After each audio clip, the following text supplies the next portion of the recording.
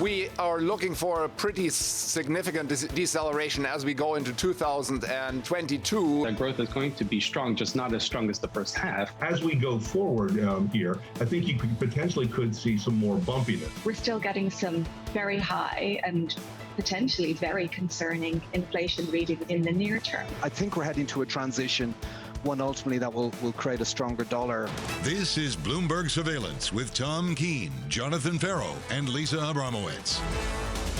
Pushing ahead to Payrolls Friday, live from New York City for our audience worldwide. Good morning, good morning. This is Bloomberg Surveillance alongside Tom Keene and Lisa Abramowicz. I'm Jonathan Ferro. Up 26 on the S&P, advancing 0.6%. TK, this Friday, your estimate, 900K. Yeah, I really agree, John. On a Monday, to get out front of the Friday jobs report is a big deal. Many people at 1 million jobs to be created, and that talks about a recovering economy. Speaking to the unknown, 1.2 million the high end, 356K the low end. We're still in a land for economists on Wall Street, Tom, where nobody seems to have a real clue with any confidence or conviction what this labour market's going to look like in the next several months. Yeah, I think in the labour market that's true, John. And, of course, we'll get a lot of economic data on a mystery of the Q3 we're in right now. In Q4, there's no mystery to the equity market. And, John, look at the adjustments we see. We're beginning to see off of earnings. John Stolfus at OPCO out moving from 4,300 to 47.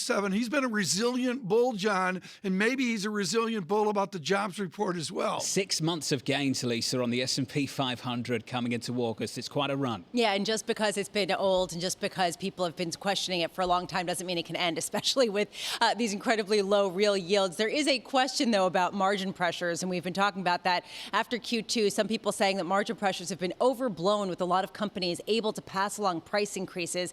Really, the focus is just on wages increase in order to understand the persistency of this inflation. Futures looking okay this morning. Good morning to all. Your Monday morning price action shaping up as follows. At 25 points on the S&P, up 0.6%. Looking elsewhere in the bond market, yields going nowhere at 122.55. Your FX market, euro dollar approaching 119 again, positive 0.2%. Lisa, 118.96. Yeah, it's really active, thrilling. I'm very curious to hear about Tom's characterizations of this market this morning on this Monday. It's phenomenal. It's a really busy week. Today, however, not as much. 10 a.m. we get U.S. July ISM manufacturing data.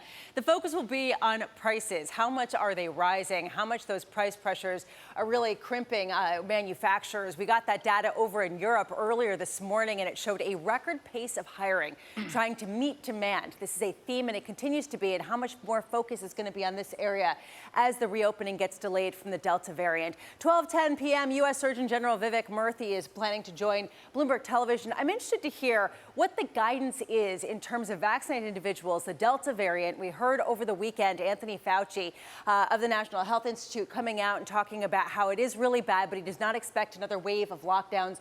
What's the threshold of pain that we're looking for? What is sort of the criteria to decide how strict to get with respect to masking, with respect to lockdowns? And today, senators are set to begin the amendment process on the 2,702-page infrastructure bill that did get solidified yesterday in terms of language. $550 billion. There does seem to be bipartisan support. However, watch the House. House Speaker Nancy Pelosi saying that she is not even going to bring this to a vote in the House of Representatives unless there is some sort of action on the Senate's part with respect to the $3.5 trillion plan that is going to reconciliation, John. Lisa, thank you. We'll head down to D.C. in about 10 minutes' time. Let's head to the Federal Reserve. This was from Governor Brainerd going into the weekend. The following quote: I expect to be more confident in assessing the rate of progress once we have data in hand for September, when consumption, school and work patterns should be settling into a post-pandemic normal. Let's bring in Andrew Hollenhorst, City Chief Economist, on that line. Andrew, September and September data, that's the core of the Fed there with Governor Brainerd. How important is that?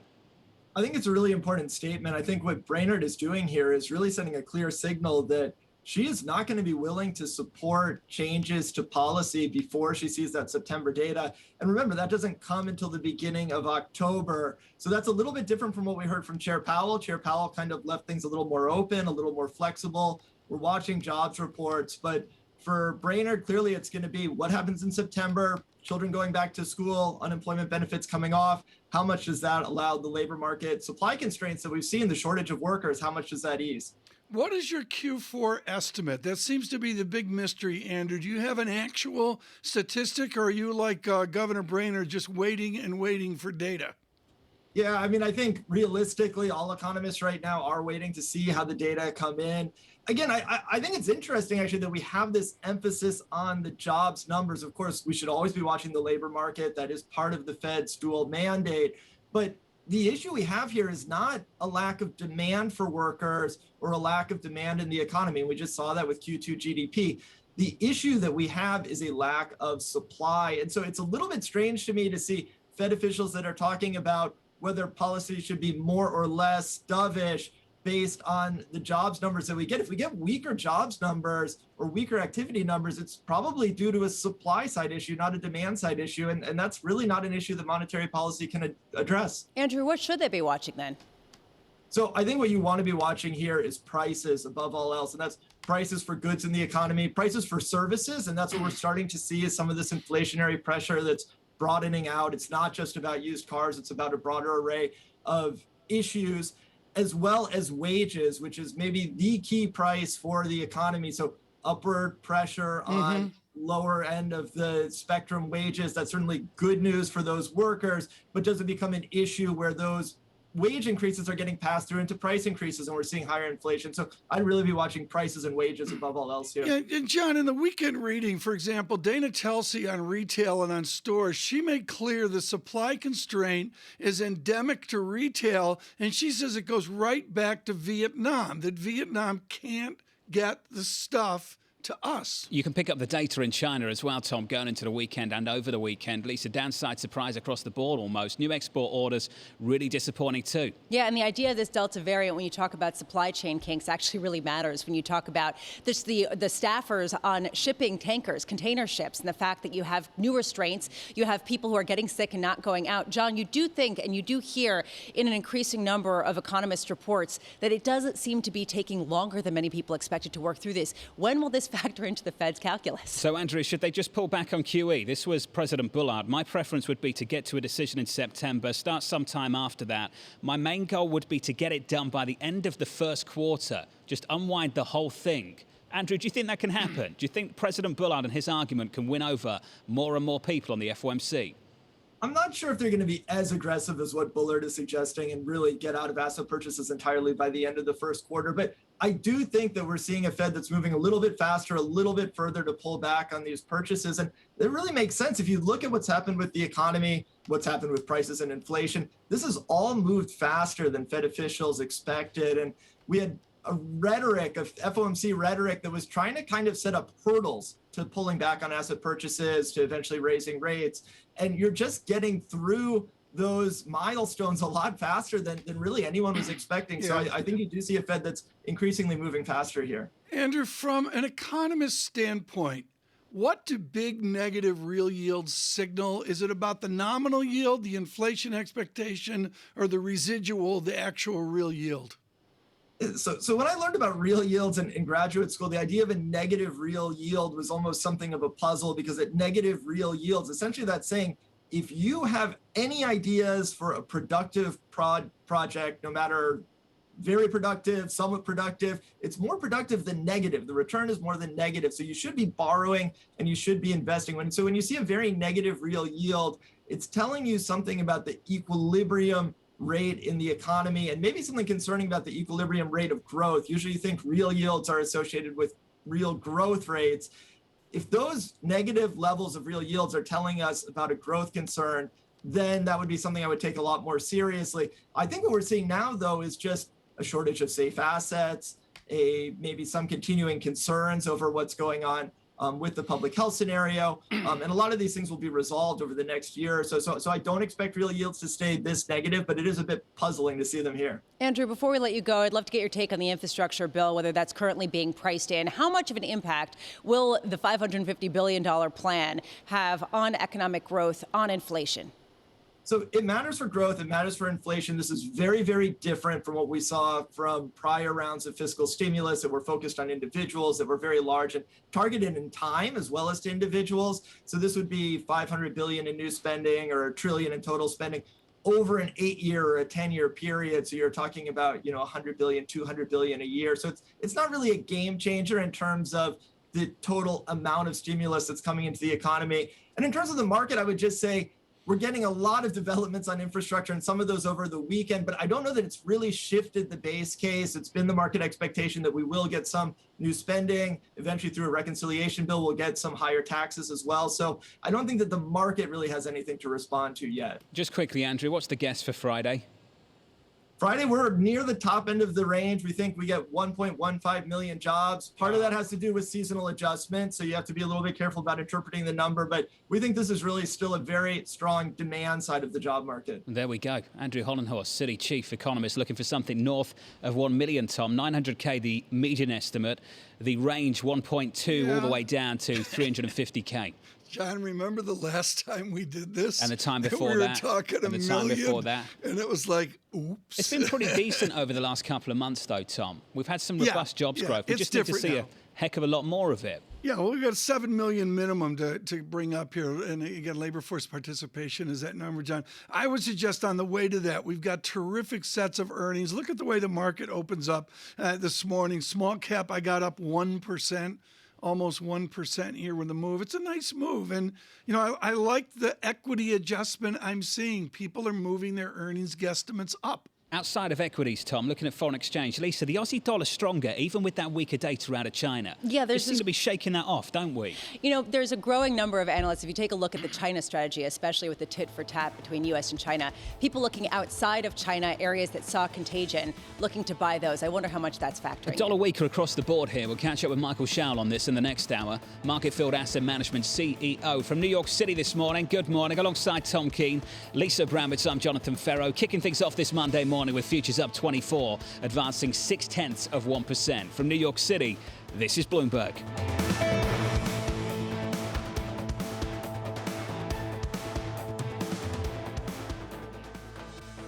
With the First Word News, I'm Ritika Gupta. The U.S. Senate is on a path that could lead to a vote this week on that $550 billion infrastructure package. Negotiators finished the text of the bill yesterday, a crucial step towards eventual passage. Republican Senator Mitt Romney says neither side got everything they wanted after the Senate votes.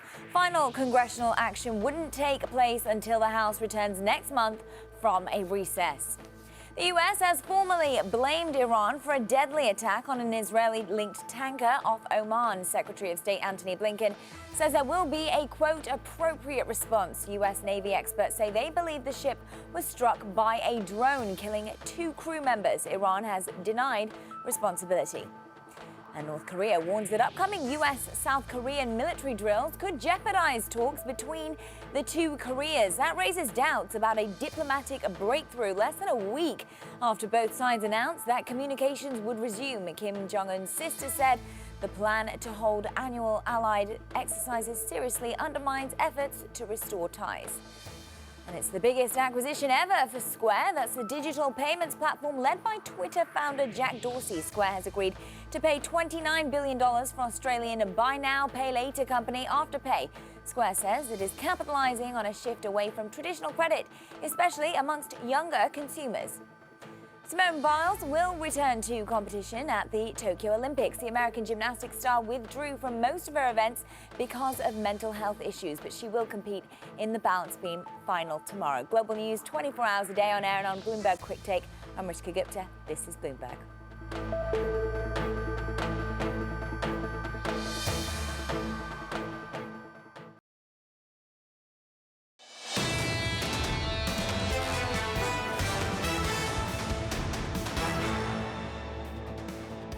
I think you'll see text today, and by this evening, hopefully we can start the process, hopefully start our amendment process by tomorrow. Wow. We should finish up by Thursday, I hope. And you think it will pass? I do. Oh, absolutely, I do. Let me tell you, Jake, when you see Chuck Schumer and you see Mitch McConnell both voting for the same thing, it's unbelievable. Senator Joe Manchin there of West Virginia speaking to CNN over the weekend. From New York City this morning, good morning. Alongside Tom Keene and Lisa Abramowicz, I'm Jonathan Ferro. Here's the price action this Monday morning to kick off the trading week. Going into payrolls Friday, your estimate 900K, your market up 23, advancing 0.5%. Into the bond market, 122.72, yields unchanged on the session so far. In FX, euro stronger, dollar weaker against everything in G10. Euro dollar 118.92, euro dollar stronger, positive 0.2% on that currency pair. Here's the line, Tom. Quote, when you see Chuck Schumer and you see Mitch McConnell both voting for the same thing, it's unbelievable. It is, John. It's really extraordinary, and this is how the laundry is cleaned in America. 2,000 plus pages. Emily Wilkins joins us right now in the heat of this battle as well. Give us a vignette, if you will, Emily Wilkins, into what happens today. Does a congressman from Iowa say, if I don't get this, I won't vote for it? What actually happens now as the sausage gets made? So right now you have a lot of senators who are not within that little negotiating group looking at the 2,702 pages of text that were just released around 9 o'clock last night, going over things, seeing if there are any sticky points there. The magic number is 60. Ideally, for Majority Leader Chuck Schumer, he'll have all 50 Democrats with him on board and then an additional 10 Republicans. And you know what? This is, a lot of people are saying that this is infrastructure week, that this is a big week because it looks like the Senate is about to pass this package.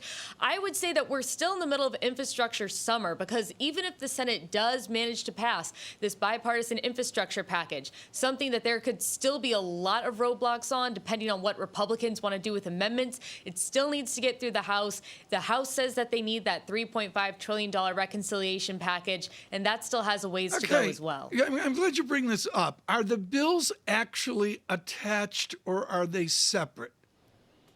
It depends how you want to message on that. Technically, they are two separate bills, but if you look at how the messaging around them has been, progressive Democrats said there's no way that they're going to vote for this bipartisan infrastructure plan if there's not that other package with other of President Biden's priorities in it. And so with that threat of a no vote from progressive Democrats, these two bills kind of have to move together. And that's how you see Speaker Pelosi talking about them. Chuck Schumer has to be a little more careful because he doesn't want to lose Republicans who don't want the packages to be tied together. So really, this is a messaging battle when you get down to it, as far as whether the two bills are connected or not. Emily, there's also, and maybe this is just semantics as well. However, I saw that the House Speaker Nancy Pelosi would like to see some sort of Senate action on the $3.5 trillion plan that's going to go through reconciliation. Is that just simply taking it up? I mean, how significant does this action have to be in order to get some of the progressives to sign on to the $550 billion infrastructure plan? So what progressive Democrats have told me that they want to see is they want to see the Senate actually go ahead and pass that reconciliation package. Mind you, that also means passing that budget resolution, which still is not done, but actually Senate passing that reconciliation package, getting that to the House, and then the House voting on that bipartisan infrastructure plan and reconciliation plan very close to each other. The concern with progressive Democrats is this: if they just vote on that bipartisan infrastructure plan, there's not going to be enough pressure on moderate Democrats like Kirsten Sinema and Joe Manchin to make some agreements and get through that reconciliation package. Emily, there's one aspect of the 2,702 pages that's getting particular ire, particularly by Senate Finance Chair Ron Wyden. It's basically an extension of tax reporting rules to cryptocurrency brokers. What do we know about this and how big of a sticking point this is? So we're still learning some details about it, but this was a solution that emerged the other week as a way to potentially pay for this legislation. And pay-fors, Lisa, they've been the biggest sticking point really throughout this entire process. And so we're going to be looking into and learning a little bit more about what exactly this provision does in terms of cryptocurrency and taxes on cryptocurrency brokers. And I think at this point there might be some concerns about how wide-reaching or not wide-reaching the tax is. And I think that's a debate that we're going to be hearing more of this week as more senators have the chance to look at the bill and talk to their counterpoints in the negotiating team about the bill. I look, Emily, where we are on infrastructure, and I want to know what happens today. You've got 2,000 plus bills. Do the senators know that a certain bridge is going to be selected or not? That's why the text has been so important. And that's why when you've talked to so many senators about whether or not they're going to support infrastructure, the first thing you hear back is, we need the text, we need the text, we need the text. I mean, Tom, look, we're less than 12 hours out from this big package being released. And so that is what we're going to be looking for today. When senators come back, when all of them come back to D.C. for that critical 5:30 vote, the reporters will be there saying, what do you think? What are you hearing? And this is a point where if senators have an issue with some small thing in the bill, we'll definitely be hearing about it, because it really is a matter of getting all of the Democrats and 10 of those Republicans on board. And things, as we've seen for these last several months, can be very, very delicate when it comes to negotiations and getting people on board. Emily Wilkins, thank you. Down in Washington, D.C., our Bloomberg government reporter. Lisa, how many people do you think have actually read this? 2,000 plus pages. Did you see the stack of paper? Yes. That was being carried around. Did you see the photos of that? Yes. Ridiculous. It is ridiculous, and it is something that was assembled in days, and there's the expectation for a vote in the next week. But some of the specifics are actually really important, particularly from a market perspective. Walk us through your highlights, Lisa. I mean, honestly, if you take a look, and the reason why I was getting specific about it is because this is what people in the market are going to be doing. There is definitely something having to do with energy provisions, subsidizing everything from nuclear power plants to carbon capture and storage, electric buses. I mean, people are going to be looking at that kind of stuff. Also, low-cost internet access, that's a point of issue. Transportation, a big one. But you have to look at the energy, the concept of where is this money going to be flowing, John? And that's the specifics. Which regions are getting more of it? Who's getting pork? I mean, these are the things that people want to know. I love the confidence you have in market participants that they'll be reading through this. Maybe their first-year analysts will be. Get your small violins out for the team over at Goldman. According to people familiar with the matter, first-year analysts at Goldman will now earn at least $110,000. Their second-year counterparts will be paid $125,000. First-year associates will go to $150,000. Just a $10K edge on rivals, Lisa, who have all come up to $100K over the last couple of weeks. Yeah, well, I mean, and honestly, people say, well, this is Wall Street, and oh, cry for them because they're earning so little coming out of school. How much did you earn coming out of school, John? I think my first job here, if you want to know my first job here, can I reveal that? Please. I think it was about 20-something sterling, which I was very happy about. Well, my first in the job, early days. Yeah. I'm not sure I should be disclosing this, but I just have. Do you want to continue? You never know. But my point being, it seems like a lot for an entry-level job, and it seems specific to Wall Street, but it's not. It's pretty much across the board. Salaries are going up. I'm going to get a message from my manager in about 3, 2, 1 that says something like, Bingo, do you want to go there it back is. to that? Futures up 24. John, We advanced the door's 5 opening. 0.6%. We've got to make up for the early years, guys. The bond market 122.72 from New York. This is Bloomberg.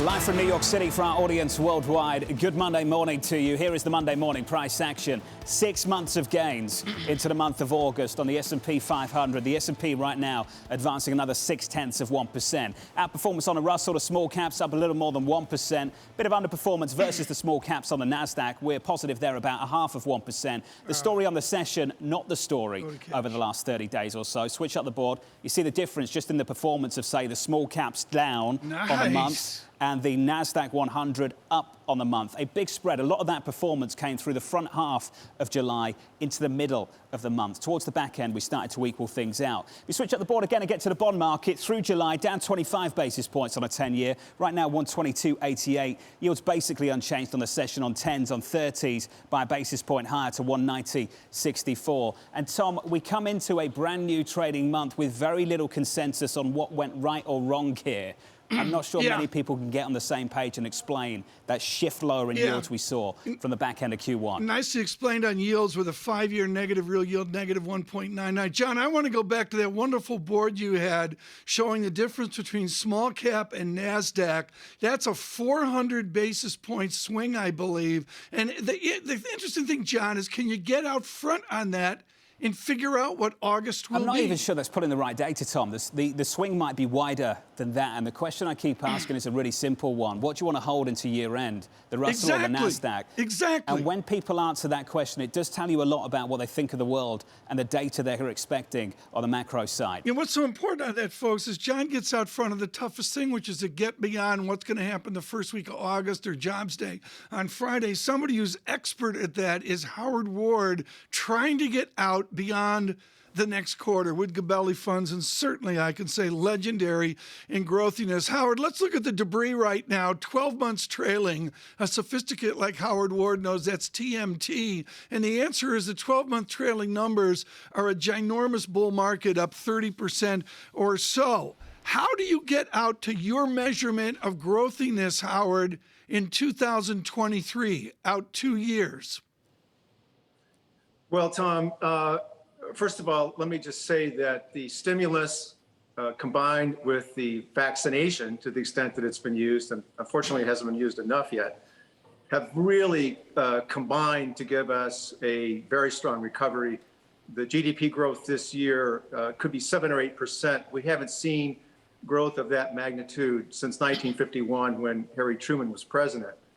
Earnings expectations, which were high 2 months ago when I was last on your show, people were expecting earnings of about $182 on the S&P this year. That number is now about $193. And based on the numbers that were reported for Q1 and Q2, I think that number is still too low. It's probably too low by at least 10%, which means that the 2022 expectation right now is too low. That's at around $212. Right. So we have continuous several years of continued good earnings growth ahead of us, I believe. And so it is this, in real estate, they say location, location, location. And with stocks, I would say earnings, earnings, earnings, and the earnings outlook has rarely been brighter. Howard, this is so important, and John brought it up, the idea of the NASDAQ outperforming. You've provided worldwide leadership on rationalizing these NASDAQ stocks out further. State the case now for owning those glorified revenue builders out 2 years, 5 years, 10 years. So Tom, what's happened since I was on 2 months ago is inflation expectations, while they're higher than we would like, because of the Delta variant being introduced to the extent it has, interest rates have gone down. But at the same time, as I just mentioned, earning estimates have gone up.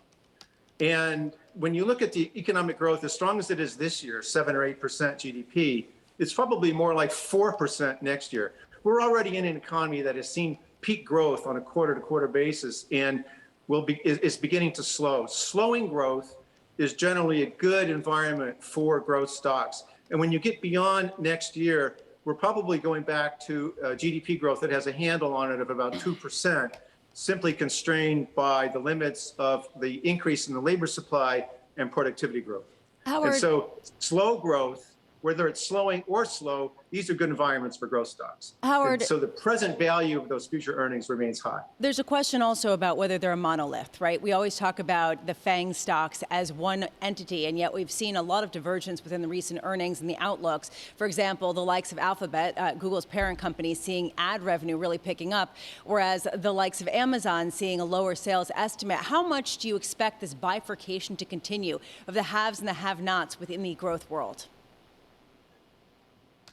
Well, it's a little bit tricky right now when we look at the numbers because you have companies like Amazon that are growing free cash flow like few other companies. In fact, the FANG stocks in general are among the greatest free cash flow generators of all. And the market in the last 2 months in particular, as rates have moderated, has been rewarding free cash flow more than anything else. In the first quarter, it was really rewarding earnings estimate revisions, positive revisions. Last year, it was sales growth. Right now, it's free cash flow growth. And so many of these growth stocks and all of the FANG stocks, including Netflix, although they were free cash flow last year, probably not this year, but they will get on a permanent trajectory of free cash flow growth next year.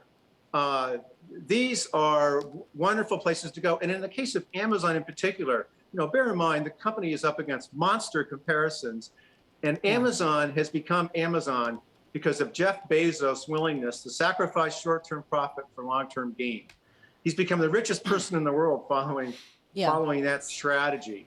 And in the case of Amazon, they have investment cycles. They keep investing to give the consumer a better experience. And that has been a successful formula, and it is continuing to show the way for Amazon's future growth. They remain the leader in e-commerce, they remain the leader in web services, and they have a rapidly growing digital ad business, which puts them up there in the, as number 3 behind Google and Facebook. Yeah. So free cash flow growth right now is the primary mantra. And I think really all the FANG stocks and so many other these software and even semiconductor type companies are generating this.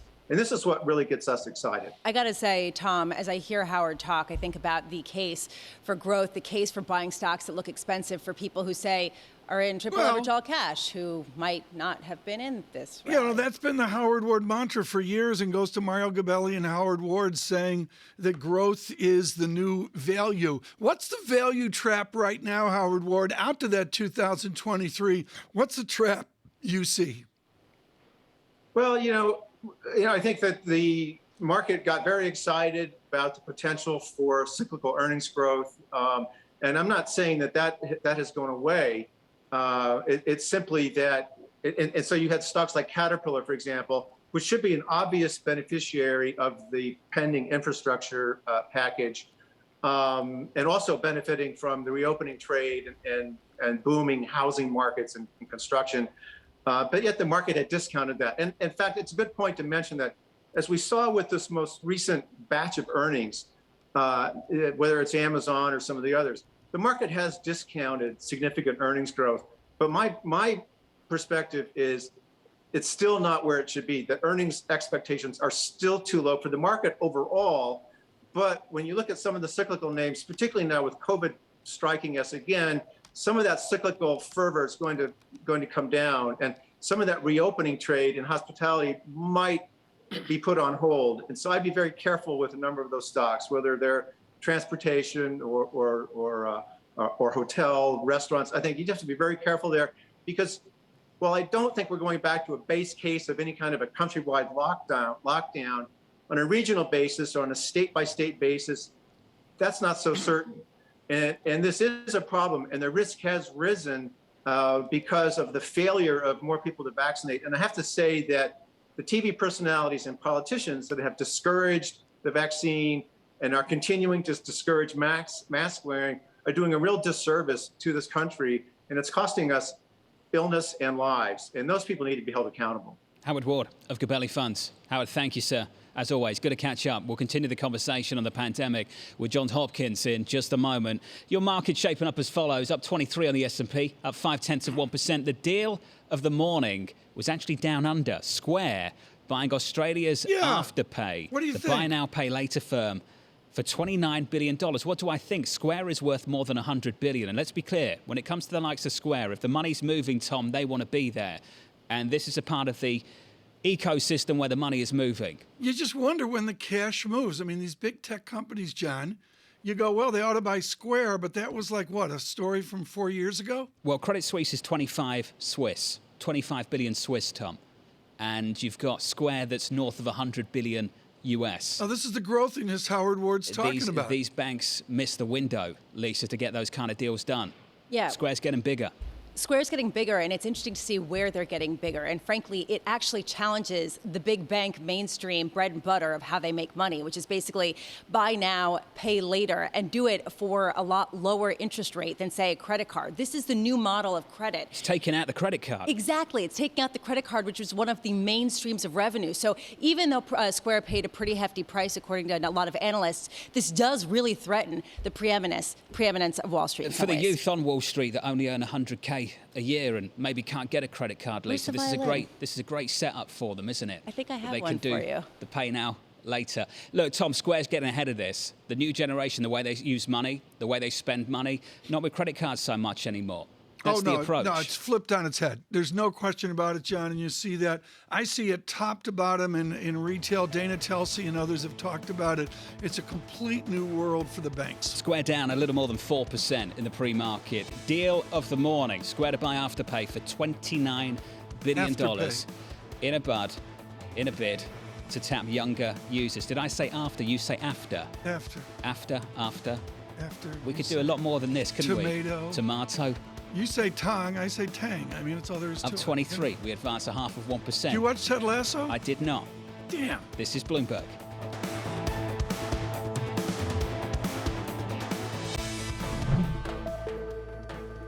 With the First Word News, I'm Rishka Gupta. The U.S. Senate is on the verge of giving President Biden a big win. Lawmakers are heading towards passage this week of a $550 billion infrastructure bill that would provide the biggest infusion of federal spending on public works in decades. The money would fund roads, water projects, the power grid, and a lot more. The bill would still need to be passed by the House, which won't take it up until next month. Minneapolis Fed President Neil Kashkari warns that the spread of the Delta variant of the coronavirus could slow the labor market's recovery. Kashkari told CBS it could keep some Americans from looking for work. He says the U.S. is about a third of the way back from where the hole was back in December. The securities regulator in China is calling for talks with its American counterpart on overseas IPOs. Last week, the Securities and Exchange Commission increased disclosure requirements for Chinese companies that want to list in the U.S. That came in response to Beijing's clampdown on the private industry. And HSBC has joined its British peers in releasing loan provisions it booked in the early stages of the pandemic. That boosted quarterly earnings that easily beat estimates. Europe's largest lender also said it will pay an interim dividend of 7 cents a share. Last month, the Bank of England removed curbs on cash payouts. Goldman Sachs has become one of the last big Wall Street banks to raise pay for junior bankers. Bloomberg's learned that first-year analysts will now make at least $110,000. Pay for first-year associates will rise to $150,000. Goldman's own analysts made a presentation revealing their crushing workloads. Global news 24 hours a day, on air and on Bloomberg Quick Take, powered by more than 2,700 journalists and analysts in more than 120 countries. I'm Rishka Gupta. This is Bloomberg.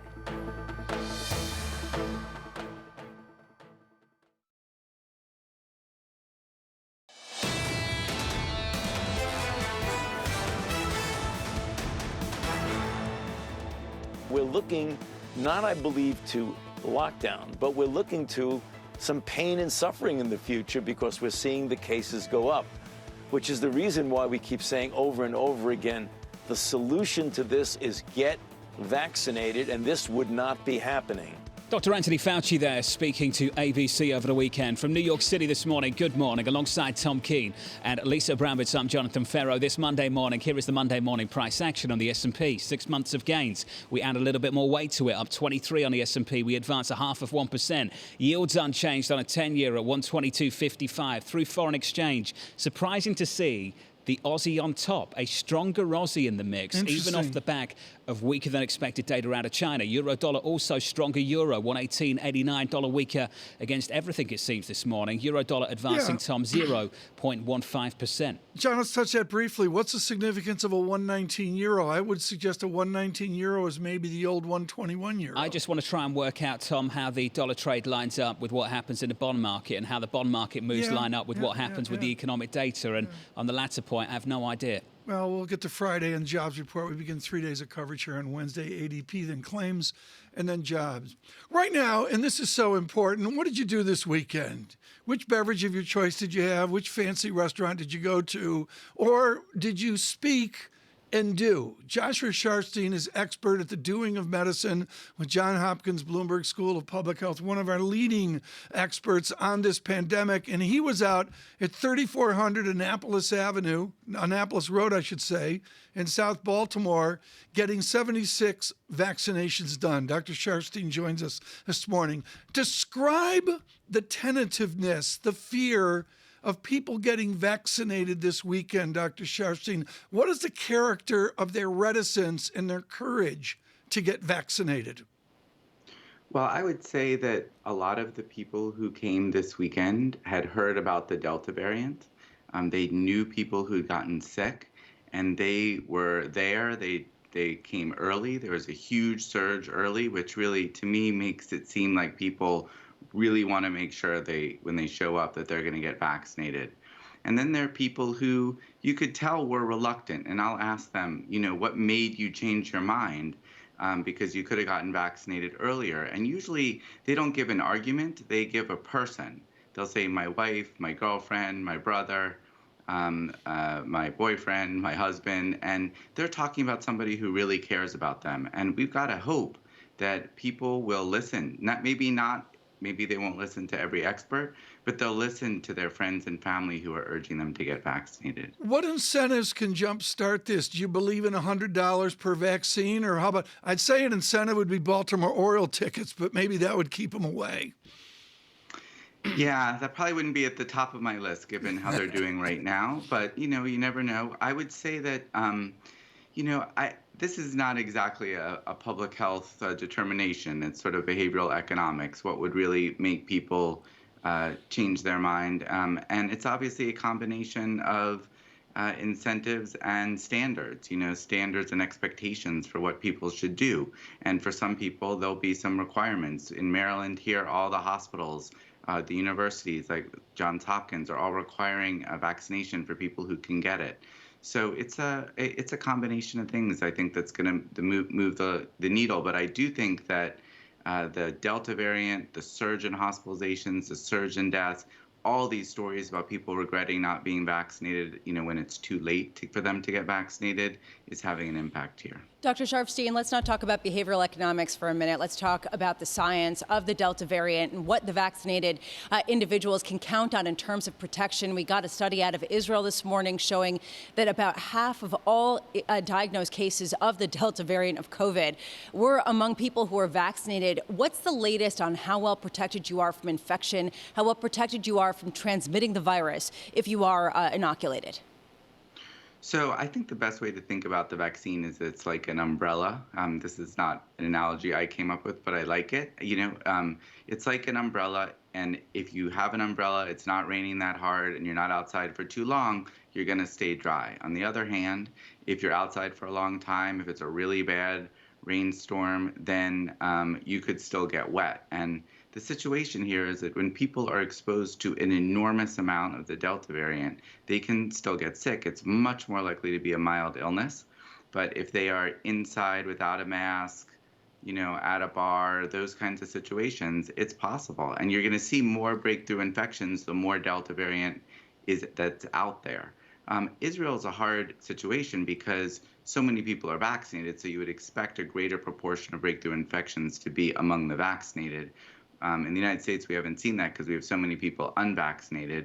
It really depends on the intensity of your exposure. So someone wearing a mask, going to the grocery store, I still think very low risk. What's the timeline in terms of younger individuals going to school, getting vaccinated? I'm not asking from a self-serving perspective. No, you wouldn't be. My kids might be heading back, and one of them might not yet be eligible for vaccination.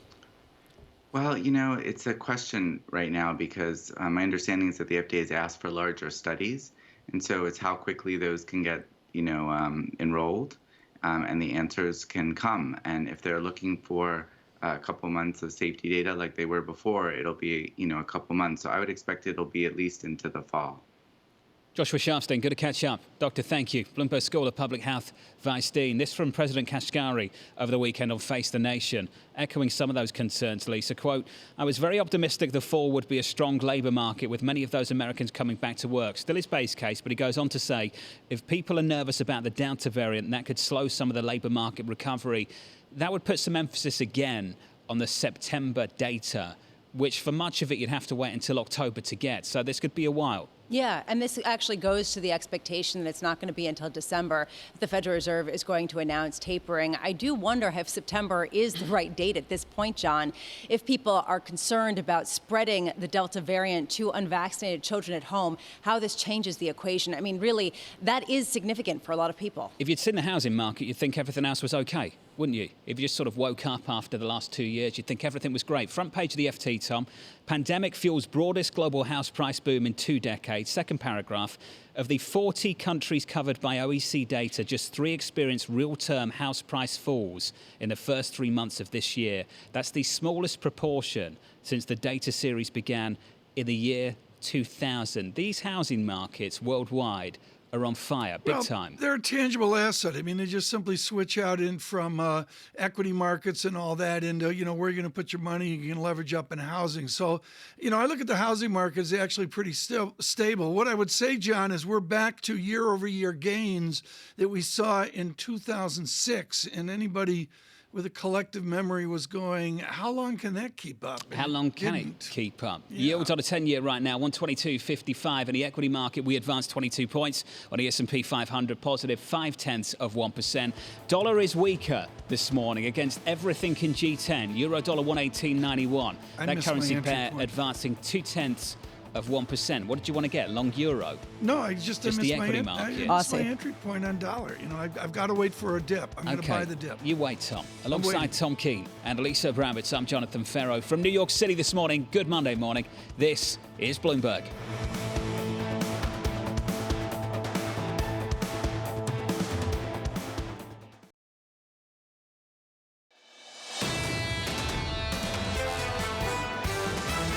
We are looking for a pretty significant deceleration as we go into 2022. The growth is going to be strong, just not as strong as the first half. As we go forward here, I think you potentially could see some more bumpiness. We're still getting some very high and potentially very concerning inflation readings in the near term. I think we're heading to a transition, one ultimately that will create a stronger dollar. This is Bloomberg Surveillance with Tom Keene, Jonathan Ferro, and Lisa Abramowicz. Let's get the week started from New York City for our audience worldwide. Good morning, good morning. This is Bloomberg Surveillance Live on TV and radio. Alongside Tom Keene and Lisa Abramowicz, I'm Jonathan Ferro. Your equity market off session highs advancing 14 points. We're up 1/3%. Tom, pushing ahead to payrolls Friday. Well, into August and into that jobs report, and it is a linkage, John, of our economic belief in August and, frankly, January of next year with our market belief. And they're really bouncing off each other within the research notes as we begin the month. Can we take a beat to have a shout out for Italy, Tom? Won the Eurovision Song Contest, won Euro 2020. Then the Italian is the fastest man on the planet, winning the 100-meter sprint. And then the 2-year yield right now, record low in Italy of negative 0.465%. I just wanted to take a moment, Tom, just to. I think we should extend this moment here and just suggest what AC Milan looks like into 2022. Let's stop that right there. Lisa, 900K is the estimate this Friday.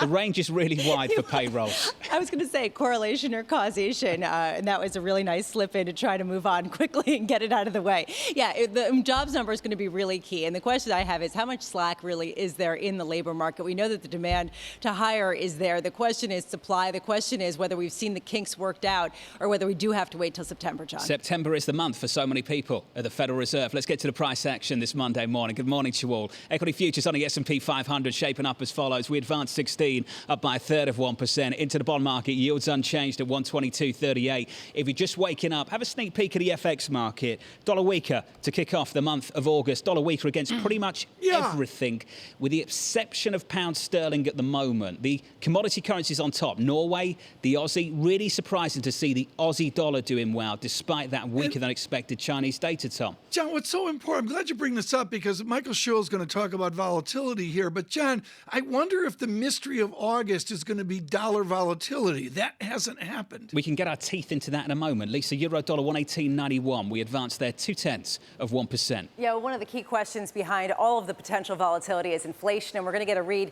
on certainly what manufacturers are seeing with the U.S. July ISM manufacturing data expected out at 10 a.m.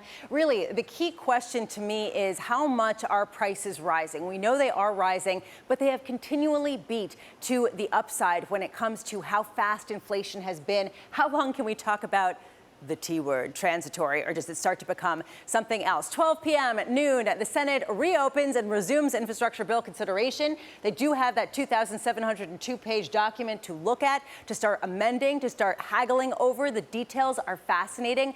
I have not read them all, but I'm sure that somebody out there has. And the key question is, can they get this passed this week and then get it over to the House? And what does the House do with it? And then at 3 p.m., the Center for Strategic and International Studies, CSIS, is holding a fireside chat with Anthony Fauci, Tony Fauci, the National Institute of Health Director. Key question I have is, again, what's the threshold for potential lockdowns? He says that's off the table. Okay, well then what about masks? What about mandating people back to work? How do we move this forward when the Delta variant has clearly shown itself, John, to be somewhat of a different animal than the rest of the COVID strains just by virtue of how virulent, not just virulent, but how quickly it spreads and how much it's even infecting vaccinated individuals? Yeah, Lisa, thank you. I think it's worth saying, Tom, worth pointing out that we saw a shift at the back end of July. Last week, a real shift where private companies, big corporations started to push a little bit harder to get their staff vaccinated, those that haven't been, and some pushing back the return to office as well by about a month. That's true, John, but I would suggest this weekend was a game changer within the pandemic and forward, with one exception, the school thing we talked about in the last hour. There was a lot of research on the hysteria that's out there versus the science that the experts are talking about. Joining us now is Michael Schau, Market Field Asset Management CEO. Michael, I want to start with the inflation story that Lisa touched on just briefly. This market doesn't seem to be too concerned about it. Are you concerned that this market is not concerned about it? Well, I think it will be at some point in time. I mean, you just talked about the Italian yield at minus 45 basis points, and it's impossible to remember what it was like, what it was like 10 years ago. I think it takes markets a long time to realize that something really fundamental has changed. Right now, I think you are seeing, not just inflation data, but you are seeing inflation present in virtually every corporate earnings call that you hear about. It's fairly benign for the corporate sector because, at the end of the day, prices are being pushed onto the customer, whether it's another corporate customer or the consumer. I think the difficult period comes when either the consumer pushes back, in which case, I think you'll have a collapse of confidence in corporate earnings, or alternatively, when the central bank, finally feels the need to actually do something about it. Michael, do you care about overnight reserves going through $1 trillion? If you look at the confidence in the Fed, the confidence in that short-term trust money, is it a big deal to you with your inflation prediction, your volatility prediction, to see $1 trillion overnight reserves? Yeah, it is, but for a slightly different reason. It's not about confidence in the Fed. It's just another sign that this monetary policy is somewhat out of control. So, you have a strange situation where, you're buying $120 billion worth of bonds from the market, and then the market itself goes and puts the money back in the Fed. So right now, we have more than 8 months worth of QE sitting back at the Federal Reserve. And it's a very interesting philosophical question, whether in fact QE actually exists if 8 months worth of bond purchases are simply sitting within the Federal Reserve. My sort of big take is it's just a sign that the numbers have really got too big, that this is a policy which has far outlived its usefulness, and that the unintended consequences of this period are going to be significant. Michael, when are we going to start to see the inflation data that will convince markets that perhaps it's something beyond just transitory? Well, I think we had a new definition of transitory from Jay Powell this week, which is something which lasts for a really long time. And then what he did say thereafter is what he's really concerned about is a relationship between wages and prices. And I think that's a reasonable statement. It's a reasonable statement to make. If we start to see clear evidence from corporate America that workers are demanding and getting higher wages, and that inflation is the sort of psychological, reasoning behind that. We see it right now certainly in sort of high-level white-collar pay is certainly accelerating at this point. Well, then I think you have everything that anybody who should be concerned about inflation would be looking for. Michael, with that in mind, what do I want to own right now? What is it? Metals, miners? Where do I go? Yeah, I think you want to own the people which are in control of prices, and I think that the miners are in control of prices. I think you're going to have a very interesting battle with China which is clearly trying to talk down the price of industrial metals. I don't think they'll be successful doing so. I think the demand is global enough this time. Energy demand seems to be getting close to supply. Again, that's going to be interesting. And thus far, the makers of things, the industrials, seem to have pricing power. So, I think all of those look interesting. What do you do with large cap U.S. equity, Michael? This part of this prescription here is to own America and to own big cap stocks. What do you do with them? I think it'll work as long as technology continues to perform. Again, if we look to China, which is a market dominated by tech, and the effect of Chinese tech going down on the emerging market index, you see what the basic, on the one hand, the opportunity in the U.S., on the other hand, the risk in the U.S. As long as technology is good, the S&P is going to be a very hard index to beat. The minute that technology is not good, the S&P is going to be an incredibly unfriendly index for however long technology isn't good. So, right now, people still like tech. It's still delivering fantastic earnings. I wouldn't say its earnings are better than expectations anymore.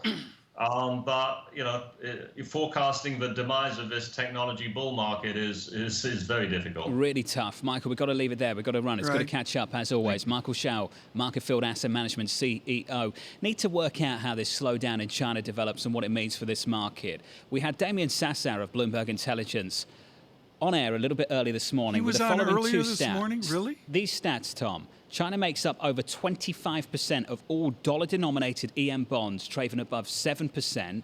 It makes up 2/3 of the distressed EM universe. Got to pay attention to these things as they continue to develop, Tom. And what's really important here, John, particularly for people older, is the Pacific Rim finance is different than what we were trained on. It is radically changed with that China focus. John, I think it's important to do an Italian block. I think we're running out of time, Tom. I think we did an Italian block here. And I'm sort of blown away that Oliver Giroud went, the French giant from Grenoble. Giroud. Yeah, Olivier, whatever. To me, it's Oliver, whatever. But, that he went from Chelsea to AC Milan, frankly, is actually a big deal, isn't it? We're still in the business to get a few more players. I won't have a call on the season ahead of us, Tom, until we settle our transfer business. We're in the friendlies. I mean, they did well against Nice. 1-1. I saw that. And Giroud scored in the first couple of minutes, didn't he? Yeah. I'm pleased you read in.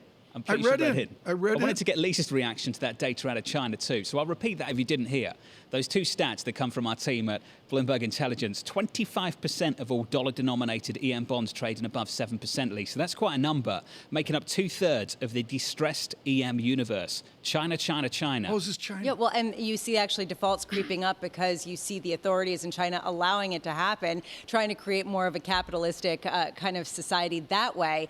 But really, do people want to own China at a time of such regulatory uncertainty, which is the reason why some people are saying you're seeing increased buying in places like Australia and increased buying in places that might have gotten beaten up slightly in the wake of weaker Chinese data because it is more dependable from a regulatory standpoint. Kind of an interesting trait. Damien went back to 2015. I think it's important to recognize that back then when we had those huge routes, the currency was not stable. This time around, the currency is stable. That maybe gives some people, Lisa, some confidence to go back in. Perhaps, although into China, it's a question with the regulatory aspect as well. We'll talk about AC Milan another time.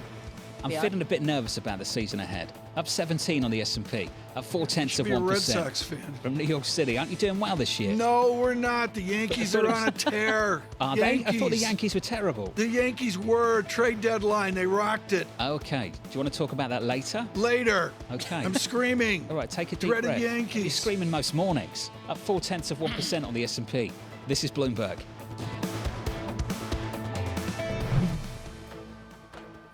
With the First Word News, I'm Rishika Gupta. The U.S. Senate is on a path that could lead to a vote this week on that $550 billion infrastructure package. Negotiators finished the text of the bill yesterday, a crucial step towards eventual passage. Republican Senator Mitt Romney says neither side got everything they wanted after the Senate votes. Final congressional action wouldn't take place until the House returns next month from a recess.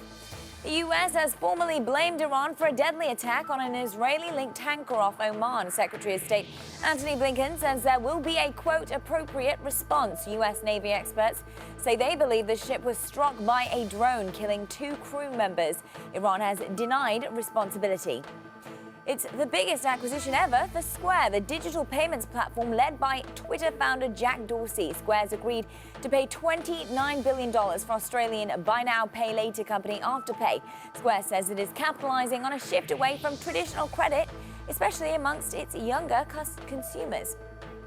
Simone Biles will return to competition at the Tokyo Olympics. The American gymnastics star withdrew from most of her events because of mental health issues, but she will compete in the balance beam final tomorrow. Biles won the bronze on the beam 5 years ago in Rio. Global news 24 hours a day on air and on Bloomberg Quick Take, powered by more than 2,700 journalists and analysts in more than 120 countries. I'm Rishka Gupta. This is Bloomberg.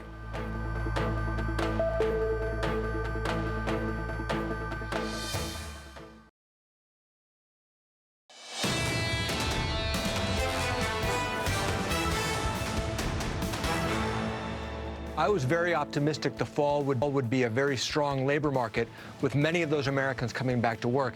That's still my base case scenario, but if people are nervous about the Delta variant, that could slow some of that labor market recovery and therefore be a drag on our economic recovery.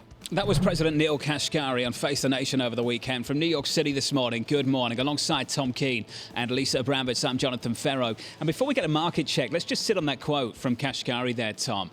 I think it's going to be really difficult to get the numbers lined up for the September Fed meeting if many of the officials over at the Federal Reserve want to see the September data first. Yes. So if you want to see the September jobs data, just to state the obvious, you've got to wait until October to see how that pans out. Well, maybe we get a better feel for it through September. Back to school, return to work. I don't know, but it's going to take a while to find out. They have stated this, John. I've brought this up time and time again. They are as ex-post as they've ever been. They're going to wait till after the fact. John, November 3, December 15th. How about you go to January 26th of next year? Oof. Makes you wonder how relevant the August data is, Tom, as we go into July payrolls this coming Friday. Here's your equity market on the S&P up 20. On the S&P 500, we advanced by 0.4%. Yeah. The Nasdaq looking okay, up 0.4%. The Russell looking better in the FX market. Euro dollar 118.92, positive 0.2%. A weaker dollar through G10 this morning. And on the 10-year, up about a basis point now, Tom, to 123 on 10s. Oh, we got a lot of ways to go here. We'll continue on the interesting Monday morning here, the beginning of August, and we begin at the White House with our Mario Parker, our White House reporter.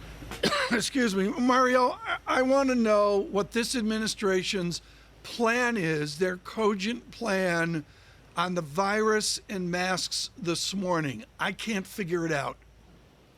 No, Tom, I think that's the conundrum that this White House finds itself in, right? If you think about it, less than 4 weeks ago, we were celebrating our freedom from the virus here at the White House. A lawn and the barbecue, sans mask. The carrot to most Americans to get vaccinated was the fact that they didn't have to wear a mask. Last week, there was this about face, if you will, with the CDC issuing new guidelines. Well, within that, Mario, is science. So there's a place of science within the previous administration, the place of science within this administration. How does science fit into the day-to-day battle at the White House?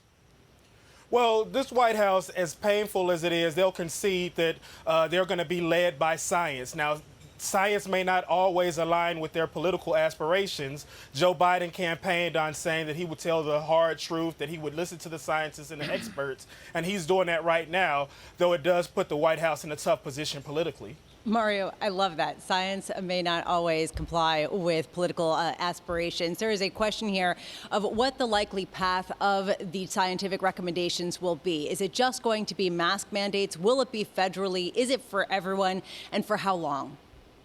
Yeah, it looks like as of right now, it's the mask mandate, at least for right now.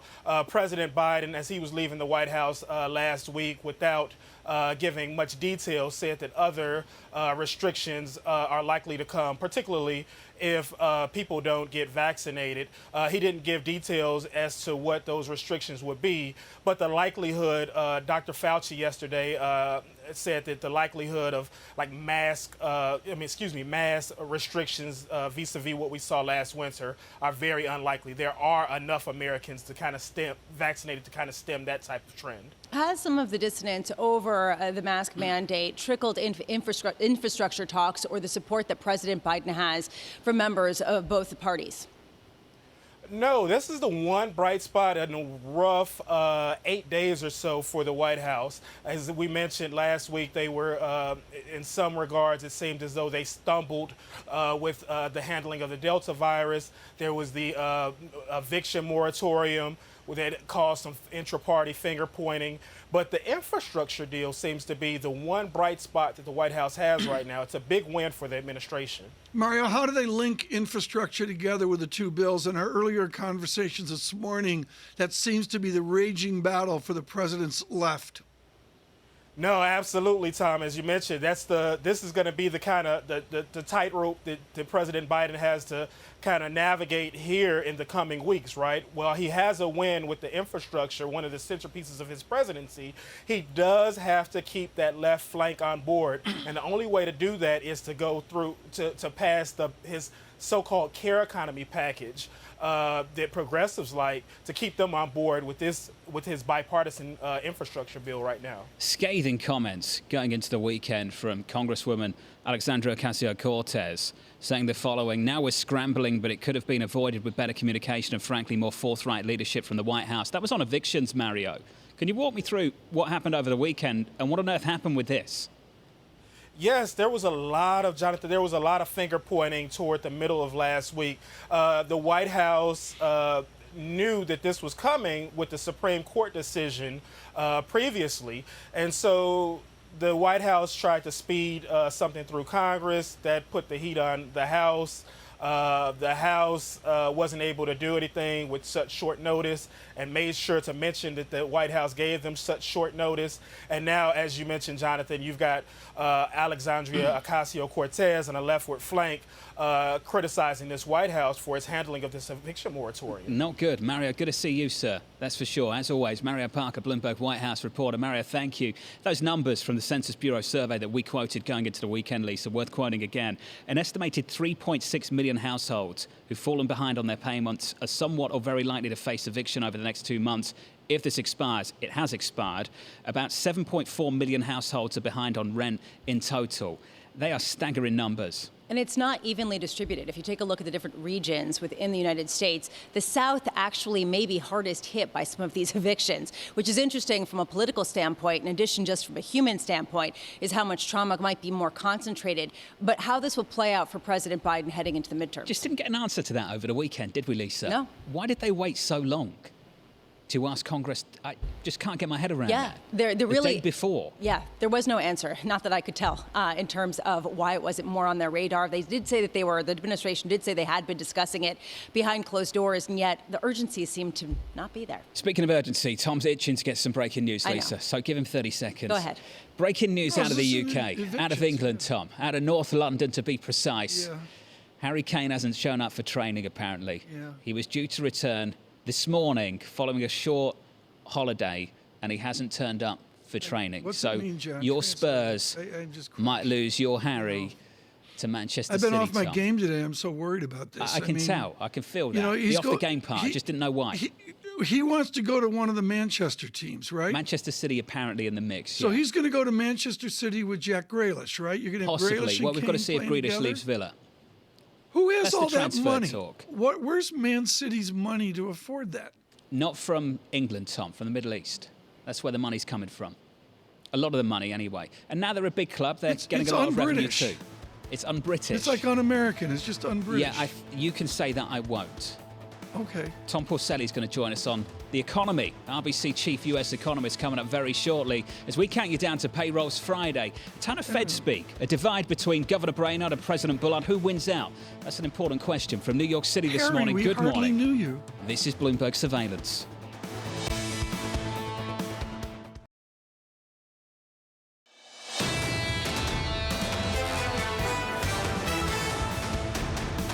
Live from New York City for our audience worldwide on TV and radio. Good morning to you. Here is your Monday morning price action. On the equity market up 17, we advanced 0.4%. Similar move on the Nasdaq 100. On the Russell, some outperformance up 0.8% after some underperformance through the month of July. Hello, August. Switch at the board and get to the bond market. Speaking of August, we leave behind a 25 basis point move lower on a US 10-year in July and come into August with a broken consensus. Morgan Stanley coming out with their call. They think we've cleared the decks here. This is a market that will be more sensitive to better data, both inflation higher and jobs data more robust. Their call 160. This market 122.72 on 10s. My call, I don't have one. Here's my thought. Yeah, got that right. I think it's tremendously difficult to call this bond market, even if you call the economic data correctly. Just want to throw out there. Switch up the board and get to the FX market this morning. Weaker dollar story through much of G10, even with that weaker China data. Surprise to the downside. Aussie stronger. Commodity currency stronger, euro stronger, approaching 119 again. We advanced there by 118.87, Tom, up a little more than 0.1% as we kick off the month of August. Yeah, I agree with you, John. The month of August is a mystery. That's all there is to it. And, do we even pay attention to the data out of the month of August, Tom? Or do we just look ahead to September? I'm thinking for the Federal Reserve more specifically. Oh, I was thinking the Red Sox. I'm sorry. That's I where your thinking head's the at. Federal Reserve. Sorry. Okay, aren't Rays on top? And Rays then are Red on. Sox Very and Yankees good, John. Very Yankees good. are closing a gap. Yeah, Just the spread's narrowing. I sent Doug Cass a note, I think, yesterday, John. Watch What did the Doug Yankees. say? I didn't hear back from him. No, he's too large Just to ignored respond to me. He ignores me, but Is that why you were upset this morning? yeah, Because Cass Doug ignored ignored me. you. Doug messaged me. He said, don't talk to Tom. Okay. He's a Red Sox Elarian fan. doesn't talk to me. None of the only one that talks to me is McKee. Well, Mohammed's... What's with Mohammed? He's a Mets fan. Yes. And they're doing well, Lisa. Yes, they are, but don't talk about it because then they won't be. Oh, so we can't talk about it? No, I mean, Okay. I personally am just going to recommend that because the Mets. This is quite a market check, isn't it? As we Fantastic. go from financial markets to baseball teams. People are Doug fascinated. Cass, Yankees, Mohammed, Mets, and Mets are on top. And apparently I'm not meant to talk about it. Okay, euro dollar 118.88. Let's get you some stocks. Some big deals out there, Romain. Successful. Yeah, let's start in M&A space here this morning, guys. The big deal here for Square. Square buying the Australian company Afterpay. Of course, this is a big installment loan company. Of course, Square now really trying to push into a space that's already become popular. Square shares down a little bit on the day. They're paying about $29 billion for this company. Some folks say, well, that's not necessarily enough. And so there's some concern here that this deal might not get through. There's some concerns that Square might actually be paying a little bit too much. That's why you're seeing the shares down about 4.5%. But Affirm, which of course has been in this space for quite some time, it's basically been Affirm, Afterpay, Klarna, sort of the three biggies in this installment space.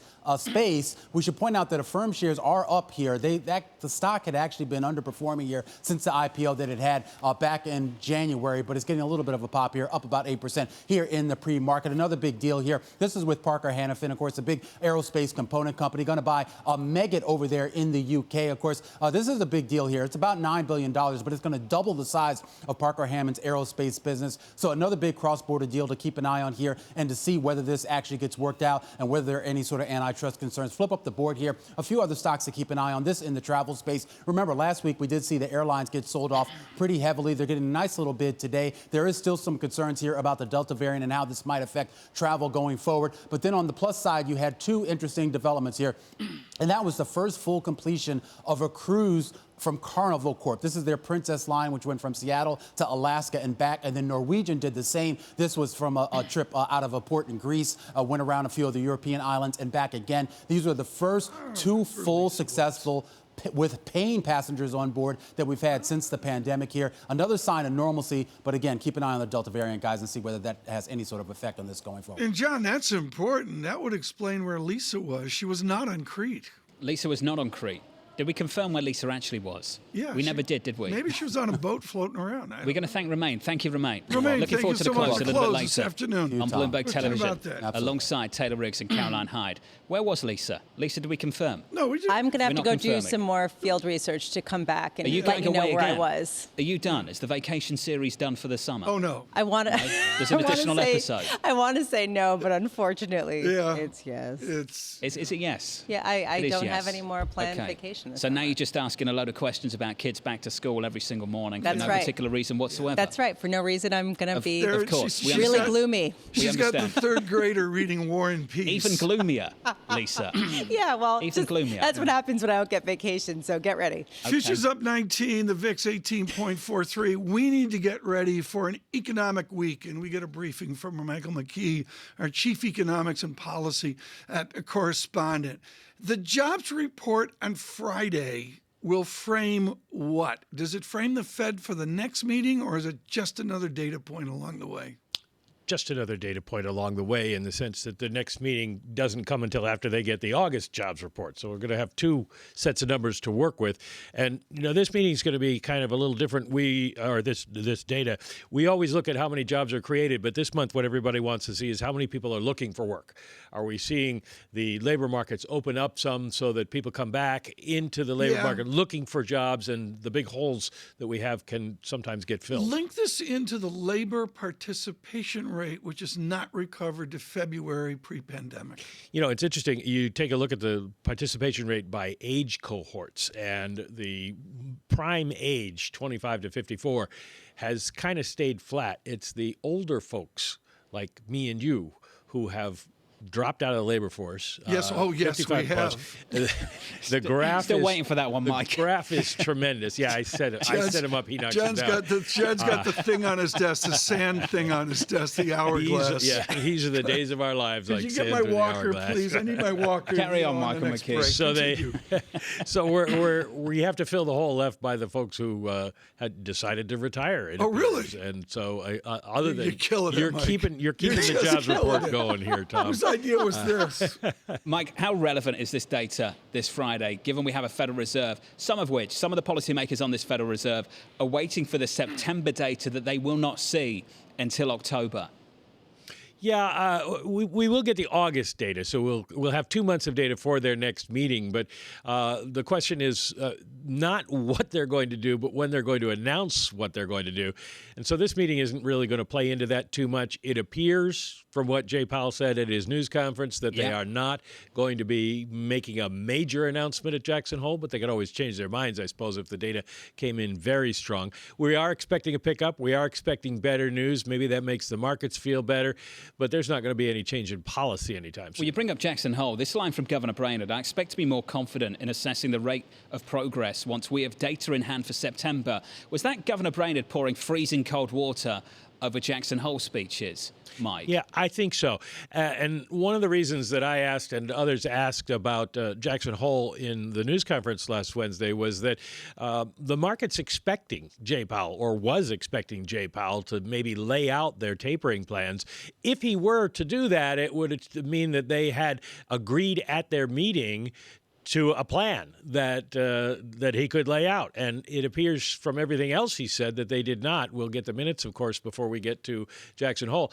And if they have not, then there isn't something for him to say. And I think the Fed wants more data, not just on jobs, but they want the price data. They want to see if they are right about the number of things going up in price being limited to things that are just hit by supply chain problems. Mike, I just want to let you know that John thanks you because he was looking to take the month of August off, and he wanted to make sure Jackson Hole was going to. Michael Gapin of Barclays already said yes ahead of the Brainerd speech, just to be clear. He just basically said that, it's going to be a snooze fest. And go ahead, John. So we will be hearing about your vacation plans.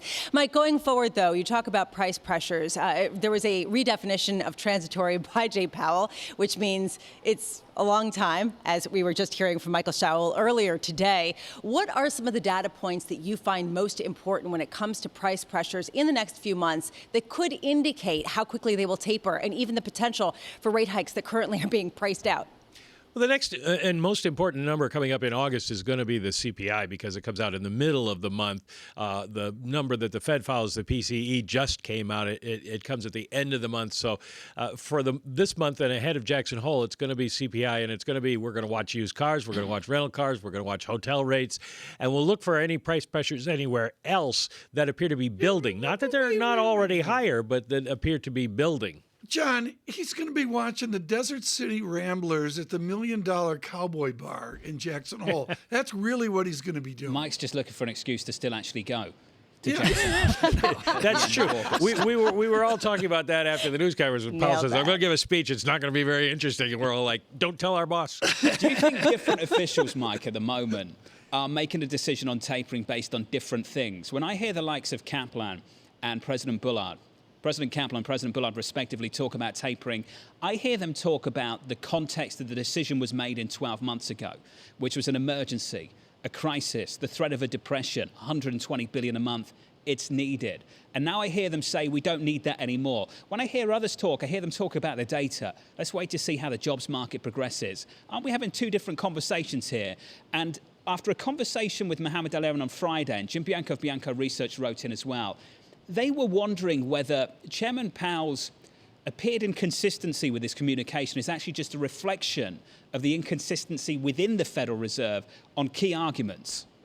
Well, that may be to a certain extent. The big difference there is that the folks who are arguing to leave the accommodation in place of QE argue that the Fed promised that it would keep rates low for a long time. And it is the promise, not the rates, that they have to live up to. Because if they say, we're going to keep rates low till the end of the year and then don't the next time they come back, then the market's not going to believe them.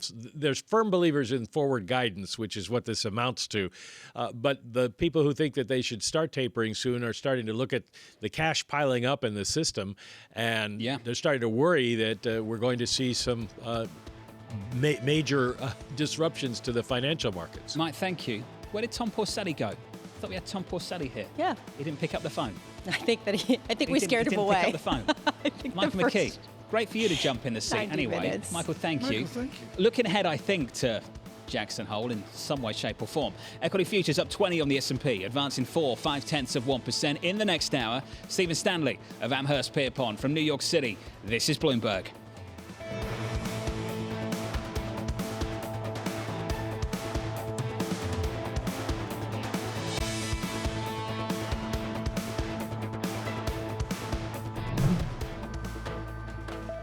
With the First Word News, I'm Rich Gupta. The U.S. Senate is on the verge of giving President Biden a big win. Lawmakers are heading towards passage this week of a $550 billion infrastructure bill. It would provide the biggest infusion of federal spending on public workers in decades. The money would fund roads, water projects, the power grid, and a whole lot more. The bill would still need to be passed by the House, which won't take it up till next month. The securities regulator in China is calling for talks with its American counterpart on overseas IPOs. Last week, the Securities and Exchange Commission increased disclosure requirements for Chinese companies that want to list in the U.S. That came in response to Beijing's clampdown on private industry. Goldman Sachs has become one of the last big Wall Street banks to raise pay for junior bankers. Bloomberg's learned that first-year analysts will now make at least $110,000. Pay for first-year associates will rise to $150,000. Goldman's own analysts made a presentation revealing their crushing workloads. And at the Tokyo Olympics, the U.S. women's soccer team hopes for a gold medal have been crushed. Canada upset the U.S. 1-0 in a semi-final match today. Jessie Fleming scored the game's only goal in a penalty kick in the second half. The U.S. will now play the bronze medal on Thursday. Canada will play either Australia or Sweden in the final on Friday. Global news 24 hours a day on air and on Bloomberg Quick Take, powered by more than 2,700 journalists and analysts in more than 120 countries. I'm Rich Gupta. This is Bloomberg.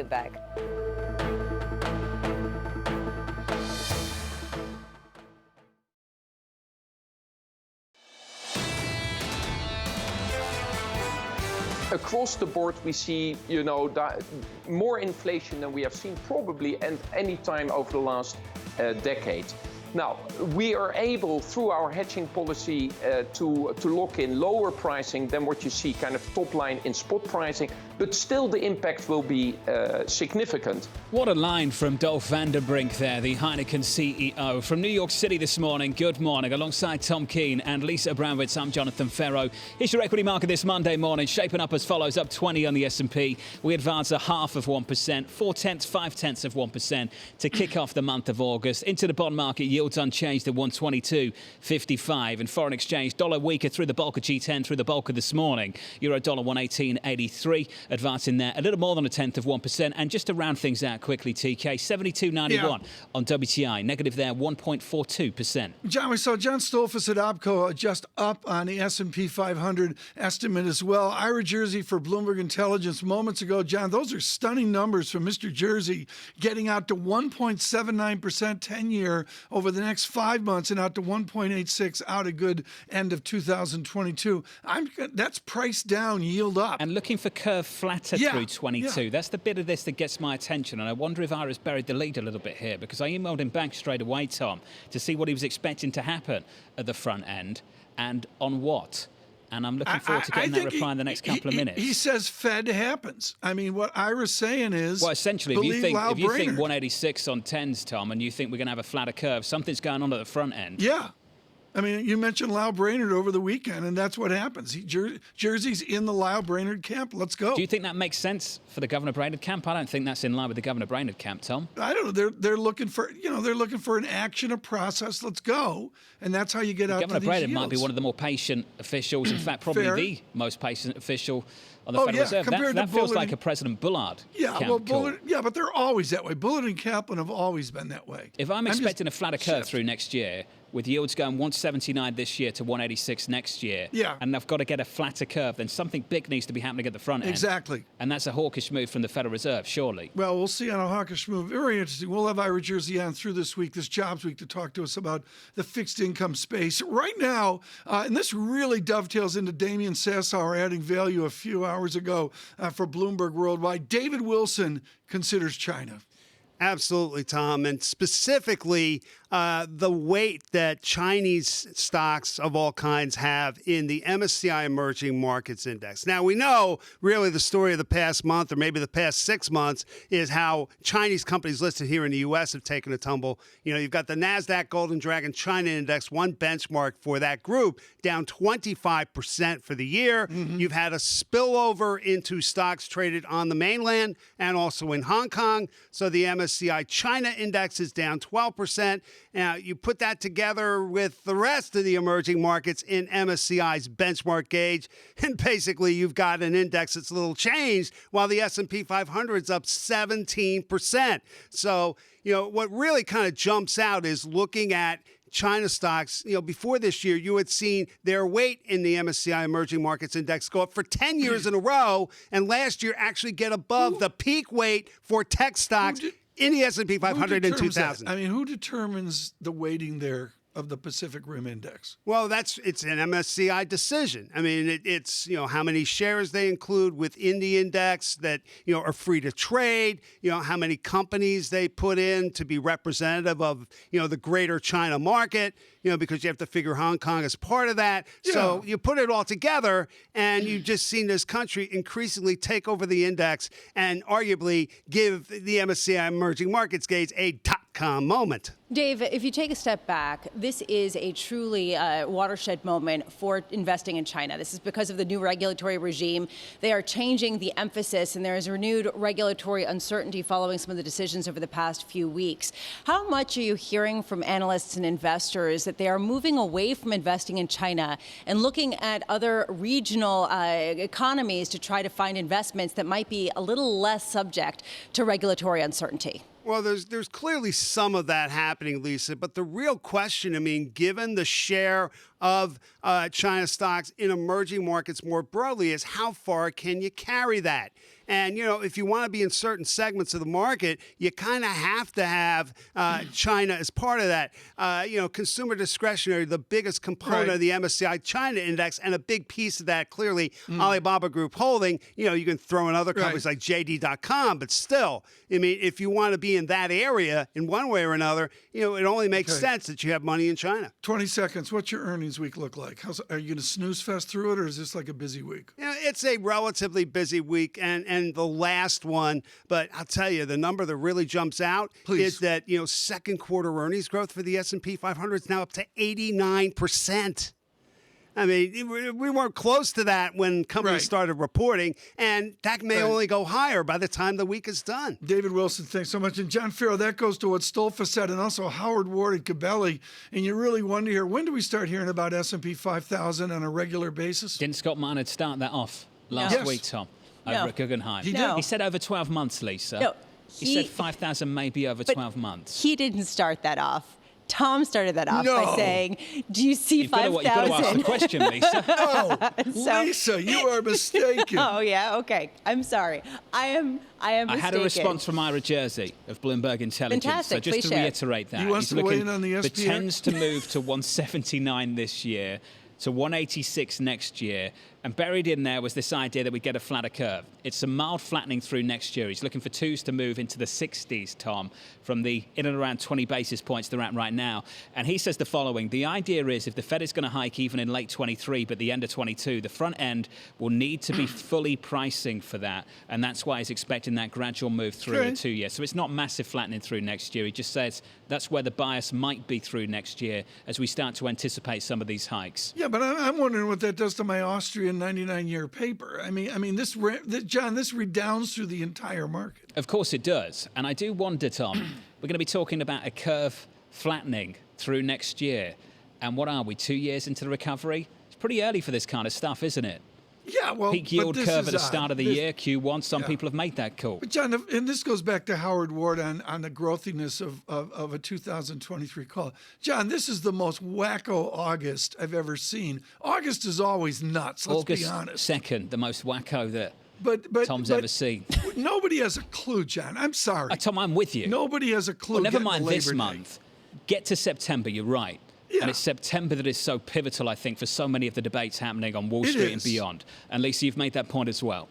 The idea that you're talking about with the flattening yield curve highlights the reaction function and the uncertainty around not only the data, but the response to the data. I mean, do we get a lower yield on the 10-year, for example, if we get an incredible jobs number, right? I mean, what's the reaction function here in markets? Couldn't agree more. That's what I said about the Morgan Stanley call. You can call the data right. Can you get the market move in response to the data right? That's the second call. And that's been the harder one, if anything, over the last few months. Up next, Lisa Hornby of Schroders will be joining us on this bond market. In your FX market, euro dollar 118.89, advancing 0.2%. Your equity market positive 0.5% on the S&P.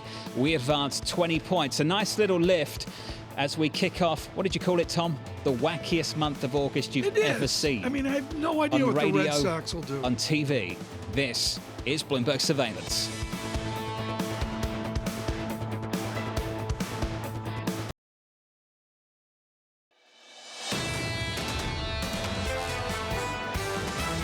We're already in an economy that has seen peak growth on a quarter-to-quarter basis and is beginning to slow. We are looking for a pretty significant deceleration as we go into 2022. We're still getting some very high and potentially very concerning inflation readings in the near term. We're seeing a Fed that's moving a little bit faster, a little bit further to pull back on these purchases. It takes markets a long time to realize that something really fundamental has changed. This is Bloomberg Surveillance with Tom Keene, Jonathan Ferro, and Lisa Abramowicz. Good morning, everyone. Jonathan Ferro, Lisa Abramowicz, and Tom Keene. Jobs week this week, the beginning of August, an interesting end of the summer. Just extraordinary to see. Futures up 20, the VIX 18.39. And John, the bond market gives me signals I've got a greater negative real yield. Your nominal yield right now, Tom, 122.22. You mentioned payrolls. That's this Friday. So 2 dates for the diary for the month of August. August 6th.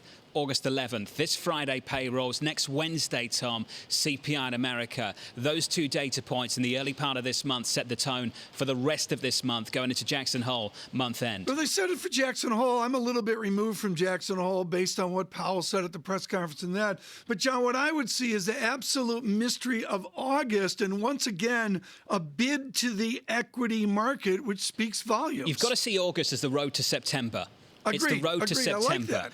Do we have the return Very to office poetic. lined up in the way that people anticipate? Do we have the return to school lined up in the way people anticipate? Or does anything between now and then knock us off course? That's what August is about for me. And to me, Lisa, the whole thing here is the movement of watching full faith and credit bonds, and then you bring it over to everything else in the bond space, including $1 trillion overnight repo. And the question is really what could make yields go higher? And add this to the lower yield equation. Liz Kappa-McCormick of Bloomberg News reporting today that basically for the first time in 5 years, the U.S. Treasury Department will probably start slowing their issuance of bonds and of notes. Basically, the U.S. is going to be selling less and less debt. They need to raise less money as they start moving away from funding some of these massive fiscal plans, right? So this means that even as the Fed starts removing some of its accommodation, the actual supply, if you look at the supply-demand dynamic, is going to be going down. This could actually lead to yields staying low or pressuring them lower. How big a deal is the jobs report Friday, John? I mean, there's a cacophony here to this August I've never seen before. Obviously, unusual times of pandemic and that. But, John, this jobs report really shapes up as it could be a game changer. It's the same question as the previous month, as the month before that, I totally agree. The month before that. Demand in this economy is really robust, pretty much everywhere you look. We've got to work out how the supply side of this economy responds to that demand. That's still the question, which is why I'm going to reiterate and repeat what I said just moments ago. That's why September for so many people is so critical. It's the first test for the supply side of the economy to respond, because many people have been more forgiving of downside surprises. They've been able to sit here and say, I'll look through this because in September, return to school, enhanced unemployment insurance, that ends. Let's wait for the supply side of the economy. I think many people, for the same reason, forgiving of surprises to the upside on CPI. If we don't see the supply side of this economy respond, Tom, if we don't see participation start to lift, I think that starts to push some of these arguments that some people have held through the year so far. They start to crack a bit. Quickly on data, I'll do equities. The Dow up 130 points. So the VIX goes to 18.32 with SPX up 22 points. Small cap helping out with a larger 0.9% move. John, equities with a lift this morning. Early days, but equities look good, Tom. Bond market stable, 122.22 on 10s. Yields go nowhere. And the dollar's weaker. Euro dollar 118.89. And hardly anybody's talking about weaker than expected Chinese data, because it's very hard to find out where weaker than expected Chinese data is showing up in this market this morning. Yeah, and I see it in oil as well. I mentioned a quiescent $74 on Brent crude, down 1.3%. We get smarter with Lisa Hornby, with Schroeder's head of U.S. multi-sector fixed income, and very sophisticated at the entire depth of the yield market. Lisa, I want to channel Ted Lasso this morning. That's what we're doing here. And the basic idea is the belief in yield higher. Do you believe in yield higher? What's the path to get us to higher yields where we can frame an intelligent belief?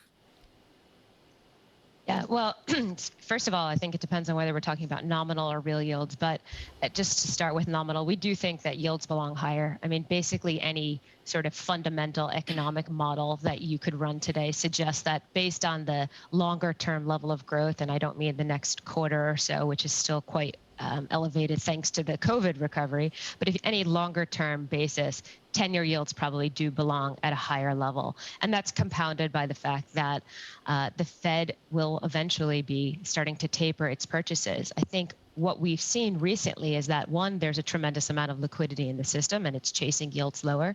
And two, the fact that the market has essentially taken the terminal rate all the way down to around 1.5%. So the market kind of has this view right now that if the Fed starts hiking in the next, let's say, year and a half or so, they will not be able to get many rate hikes actually done.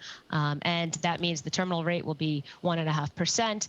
And so the level of 10-year yields, in my view, is artificially depressed by that view. And I think that will start to correct itself, in part because I actually think that the Fed wants to take a slightly easier path to all of this and might delay the rate hiking cycle more than the market currently believes, which means the terminal rate actually belongs higher and nominal yields actually belong higher. Lisa, just quickly on the taper debate, there's more debate to this than I think some people might imagine outside of the market looking in. You think tapering is actually bearish for treasuries because some people have taken the other side of that? Well, it's hard to say right now, right? Because we had the sell-off and now we've had the rally. So where does that actually leave us? I don't think taper is actually the big story because I think the Fed is going to try to focus it on, look, the size of the balance sheet is going to remain extraordinarily large. So the incremental flow, they'll take down 10 billion per month, perhaps. It'll take them maybe close to a year to actually taper. But the real question is what happens after that? And last time they waited a year to actually start hiking rates after they finished the tapering cycle.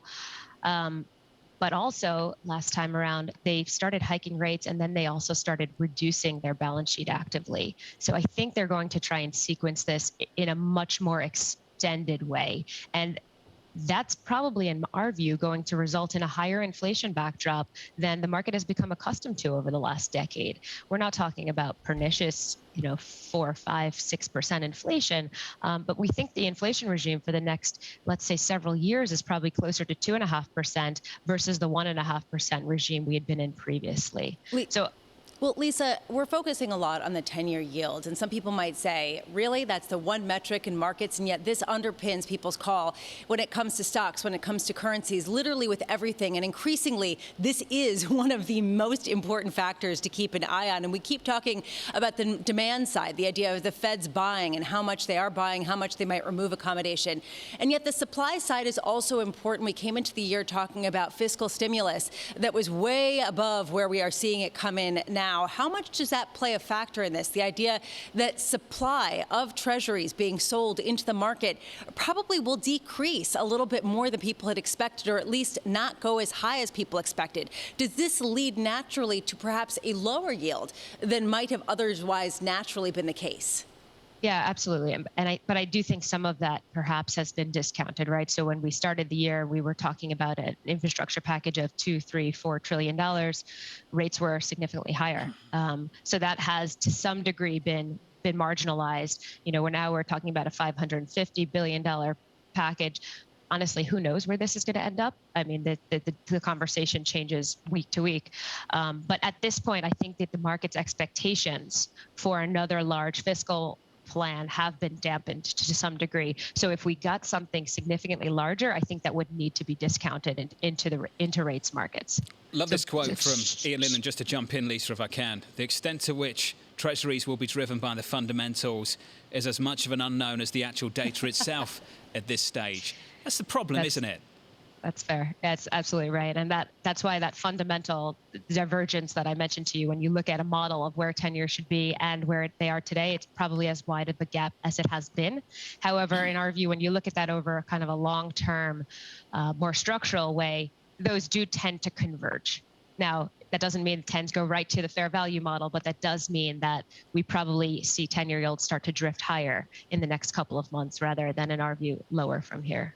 Lisa, always enjoy catching up with you. Send our best to the team, won't you? Lisa Hornby there, Schroders head of US multi-sector fixed income. Just to reiterate and repeat that line from BMO strategists Ian Lingen and Ben Jeffrey, in a note they wrote to clients. This quote: the extent to which treasuries will be driven by the fundamentals is as much of an unknown as the actual data itself at this stage. And Tom Keene, that is a big issue for everybody in this market. David Rosenberg publishing moments ago, same idea, and he looks at labor and wage dynamics, John, and he's vicious. He just says, stop hyperventilating about higher inflation. He's going the other way. Dan Iverson, PIMCO legend, Tom, interview with the FT. Yeah, very just good. Seen that, just seen that now. This quote here, Lisa: there is a lot of uncertainty on inflation, and while our base case is that it proves transitory, we are watching the relationship between home prices and rents. There may be more sustained inflation pressure from the rental side. Yeah, one of the biggest homeowners out there, Invitation Homes, actually raised their rents by 8% in 1 month, I believe in April. This idea here, this feeds into base costs. How does this affect the stickiness of the underemployment, the idea that people need to demand higher wages in order to make it even worthwhile for them to go back to work? I mean, again, this could bleed through to a higher inflationary pressure. Just to quote more of this interview, as rents become more expensive, investors could become increasingly concerned about sticky inflation, pushing the 10-year towards 175. A lot of coulds in this. That's from Dan Iverson of PIMCO, Tom. John, I go to wages, I go to labor. That's the foundation. Futures up 19. We advanced 0.4% on the S&P 500. Your bond market unchanged. For all the talks of we must go higher, yields are at 122.72. Yeah. And that line from Ian Linden and the team over at BMO, the extent to which treasuries will be driven by fundamentals, as much of an unknown as the actual data itself at this stage. Want to get your head around. From New York, this is Bloomberg. With the First Word News, I'm Ritika Gupta. The U.S. Senate is on a path that could lead to a vote this week on that $550 billion infrastructure package. Negotiators finished the text of the bill yesterday, a crucial step towards eventual passage. Republican Senator Mitt Romney says neither side got everything they wanted after the Senate vote's final congressional action wouldn't take place until the House returns next month from a recess. The U.S. has formally blamed Iran for a deadly attack on an Israeli-linked tanker off Oman. Secretary of State Antony Blinken says there will be a, quote, appropriate response. U.S. Navy experts say they believe the ship was struck by a drone, killing 2 crew members. Iran has denied responsibility. China is now in the midst of its broadest coronavirus outbreak since it emerged in the late 2019. There are cases in 14 of the country's 32 provinces. That's an indication that the variant has been on the loose for some time. The new strain may be exploiting China's recent willingness to lower its guard when it comes to masking and distancing. It's the biggest acquisition ever yet for Square, the digital payments platform led by Twitter founder Jack Dorsey. Square has agreed to pay $29 billion for Australian buy now, pay later company Afterpay. Square says it is capitalizing on a shift away from traditional credit, especially amongst its younger consumers. Simone Biles will return to competition at the Tokyo Olympics. The American gymnastics star withdrew from most of her events because of mental health issues, but she will compete in the balance beam final tomorrow. Biles won the bronze on the beam 5 years ago in Rio. Global news 24 hours a day on air and on Bloomberg Quick Take, powered by more than 2,700 journalists and analysts in more than 120 countries. I'm Ritika Gupta. This is Bloomberg.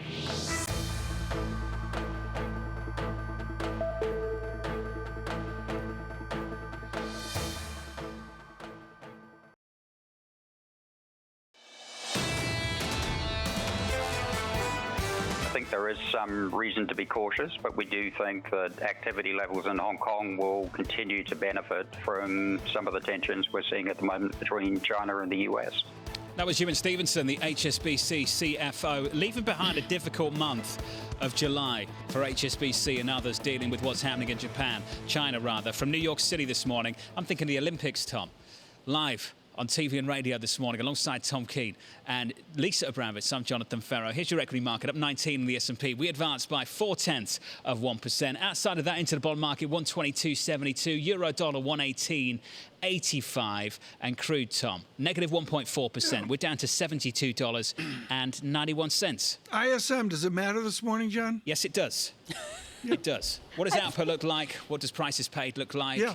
All of those things matter, Tom. 10 a.m. We'll see that this morning, and we'll have full coverage for you on radio and television. A number of summers ago, my book of the summer was Elizabeth Economy and President Xi, and she called it the Third Revolution. It was cover to cover, read every word. Someone expert on the granularity of Liz Economy's China is Leland Miller. With China Beige Book, he is definitive on the cadence and the pulse of domestic China. Leland Miller, what's it look like right now? How does domestic China react to what they see from Beijing?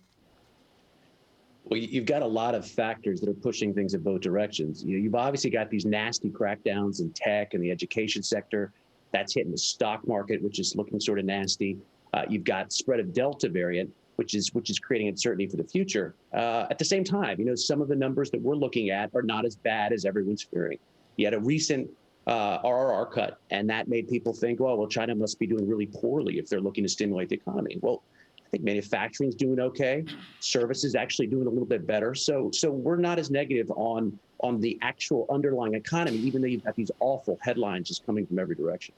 Okay, great. What do you do if you're advising Tim Cook of Apple? What is the Leland Miller perspective for big American companies who have this codependency almost with Beijing?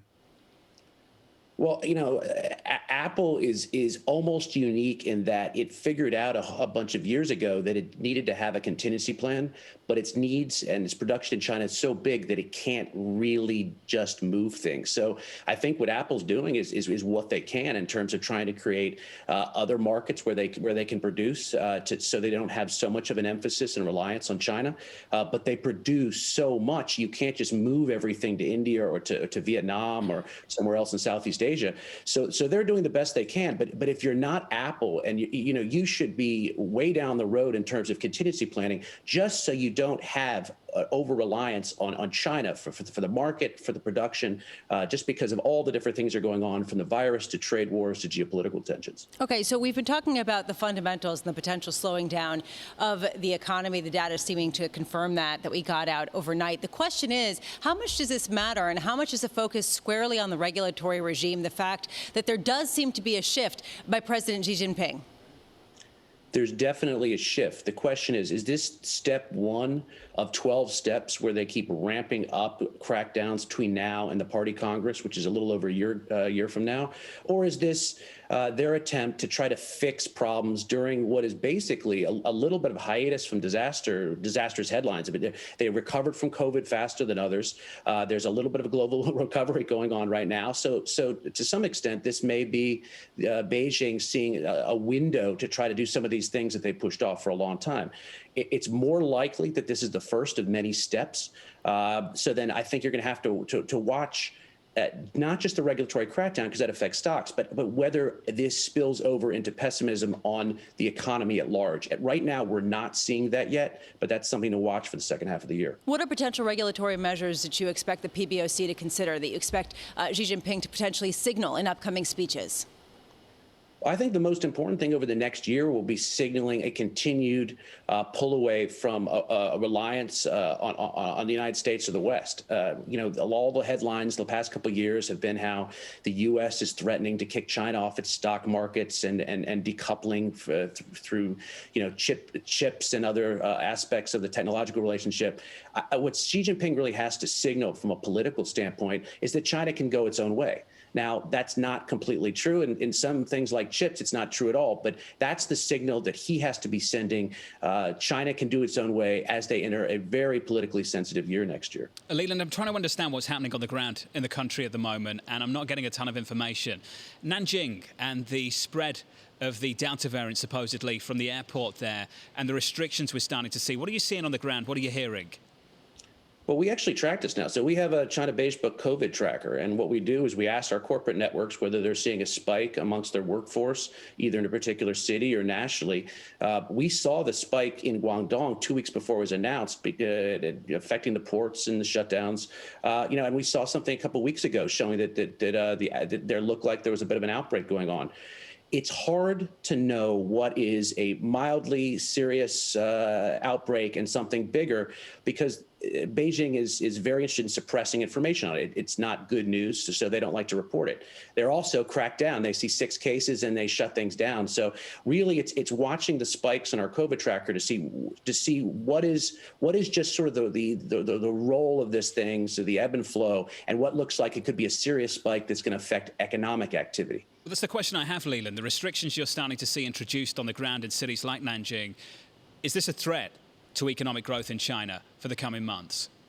Absolutely. I mean, we all know how incredibly contagious the Delta variant is, and that's what China's dealing with right now. They have a vaccine, but it's not really a vaccine. It doesn't show anywhere near the protection that all these other vaccines being used in the United States and elsewhere are boasting. So there is a real worry about this. And so what you're going to see from China is a continued very aggressive shutdown response. Every time they see a small outbreak, what does that do? It throws off commerce. It throws off the economy. And if you see it in enough places, it's going to affect macroeconomic activity. So we haven't seen that yet, but what we're seeing right now with these mini spikes is something to watch going into September, because this is something new. This is something new. Yeah, especially given the efficacy rates of the particular vaccine that was distributed there compared to, say, Pfizer and Moderna in much of the West. Leland, great to catch up. Really important topic. Leland Miller there, China Beige-Book CEO. And for many people, including myself, actually, that didn't understand the geography, the deep geography of China with any real experience going through the crisis, Tom, the pandemic, to hear some of these cities that some people had never heard of, and then to hear the population, the sizes of these cities. Nanjing, 8.5 million people. These aren't small places. I was sitting in Shanghai once, John, and someone turned to me and said, "We've got to go east 70 miles. And I said, "Well, I don't know the town. What is it?" And he said, "It's one of their 14 Pittsburghs." And that sort of brought it home. Yep. And Lisa, we've got to work our way through some issues here. Yeah. What the Delta variant would mean for China, the restrictions that could be introduced. Or Indonesia. And what that could mean for growth. And frankly, the fact that China is a massive contributor to global GDP, if you think about it, I think it's something like almost 10% of global GDP. This really leaves the United States as a swing factor, John, in terms of economic dynamism, really leading global growth. Yeah, no base case here. Just tracking the data, seeing where this goes. Equity futures up 16 on the S&P. We advance by 1/3 of 1% into the bond market. 10-year yields 122.88.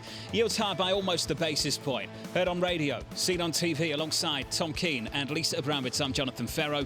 This is Bloomberg Surveillance.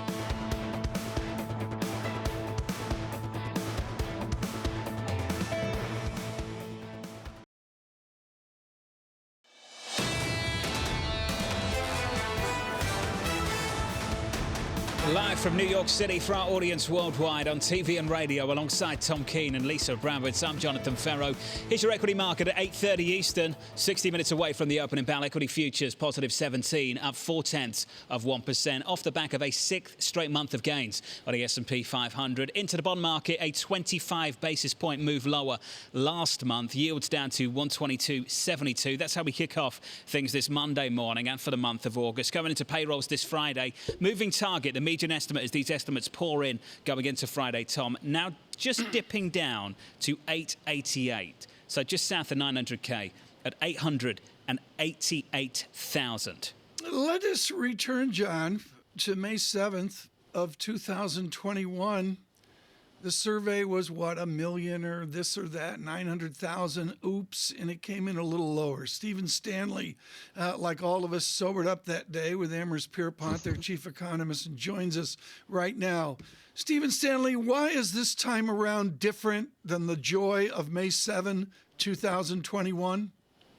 Right. Well, I think that was the day that we realized just how severe the supply side constraints were on the labor market. I mean, as an economist, you know, I've been trained, the Fed economists have been trained for decades, that when you look at the payroll numbers, when you look at the unemployment rate, what you're really trying to get at is the strength of demand in the labor market. Yep. And we knew that demand was very strong in the spring. We had seen a big payroll number the month before. And what we've learned in the intervening months is that demand is indeed very strong, but there have been some pretty severe supply side constraints. People are not flocking back into the labor force in the numbers that we had hoped, you know, for the reasons that everyone suggested: health concerns, childcare issues, and the supplemental unemployment benefits. And the latter two of those should be starting to ease now. Obviously, remote schooling should be less of an issue in the summer than it was during the school year. And the supplemental unemployment benefits have expired in about half the states. So I think that's one story that we're likely to see in July. The other one with regard to payrolls is just a seasonal quirk, which is, you know, the seasonality around education workers is pretty extreme, and obviously they're being, you know, they're not on the payroll in the summer, and so to the extent that schools weren't operating full bore, you would have a smaller number of education-related layoffs in July, and therefore the seasonally adjusted number in July for the education workers is likely to be up very sharply. Stephen, you're anticipating the supply side of this economy to respond from September onwards. If it doesn't, can you see wage pressures persisting, this inflationary pressure persisting in a way that could reshape the conversation at the Fed? Absolutely. I think that may be the problem for the Fed. As long as demand is as strong as it has been, then, you know, it's a pay me now, pay me later thing. Either we're going to get a very strong recovery in economic activity as the supply side normalizes, if it normalizes quickly, or if it doesn't, we're going to continue to see these bottlenecks that have helped to generate wage and price pressures. So neither of those scenarios is really entirely consistent with the sort of monetary policy that the Fed is running. There is, of course, very little they can do about the supply side of the economy, Stephen, except let demand rip for long enough that the supply side eventually responds. But if the participation rate doesn't recover, that surely changes the path of things for the Federal Reserve. At what point do you think that conversation could gain a little bit more traction? Is that a year-end conversation or a New Year conversation? Well, I mean, they've been pointing to September, right? School starts again, the unemployment benefits expire in the other states. So, you know, let's see what happens in September and the months forward. I think things may pick up even before September, but if they don't, and we're still talking about these same issues in October, November, then yeah, I think the Fed definitely needs to have a pretty tough conversation around that. Stephen, you keep mentioning the enhanced unemployment benefits rolling off in September, and there have been a number of states that have already ended them in large measure. And some studies have shown that they haven't really added that many more jobs than other states, that they aren't necessarily on the forefront. The early data, does it suggest that perhaps there's more slack in the economy or less slack in the economy than people think? You know, I think it may be early to tell. Obviously, this July payroll number will be the first one where we'll get a gauge on that. You know, in terms of the really big national data, we've definitely seen some impact on the claims numbers. So we know that fewer people are collecting benefits in those states.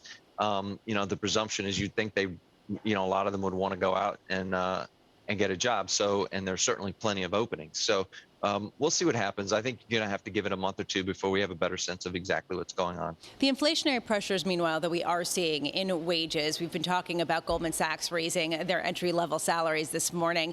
Others doing the same, Credit Suisse coming out and saying that they were going to also pay initial associates about $100,000 a year. Question, is this just isolated to the white-collar jobs, to the more high-paying professions, or are you seeing it consistently and evenly throughout all careers?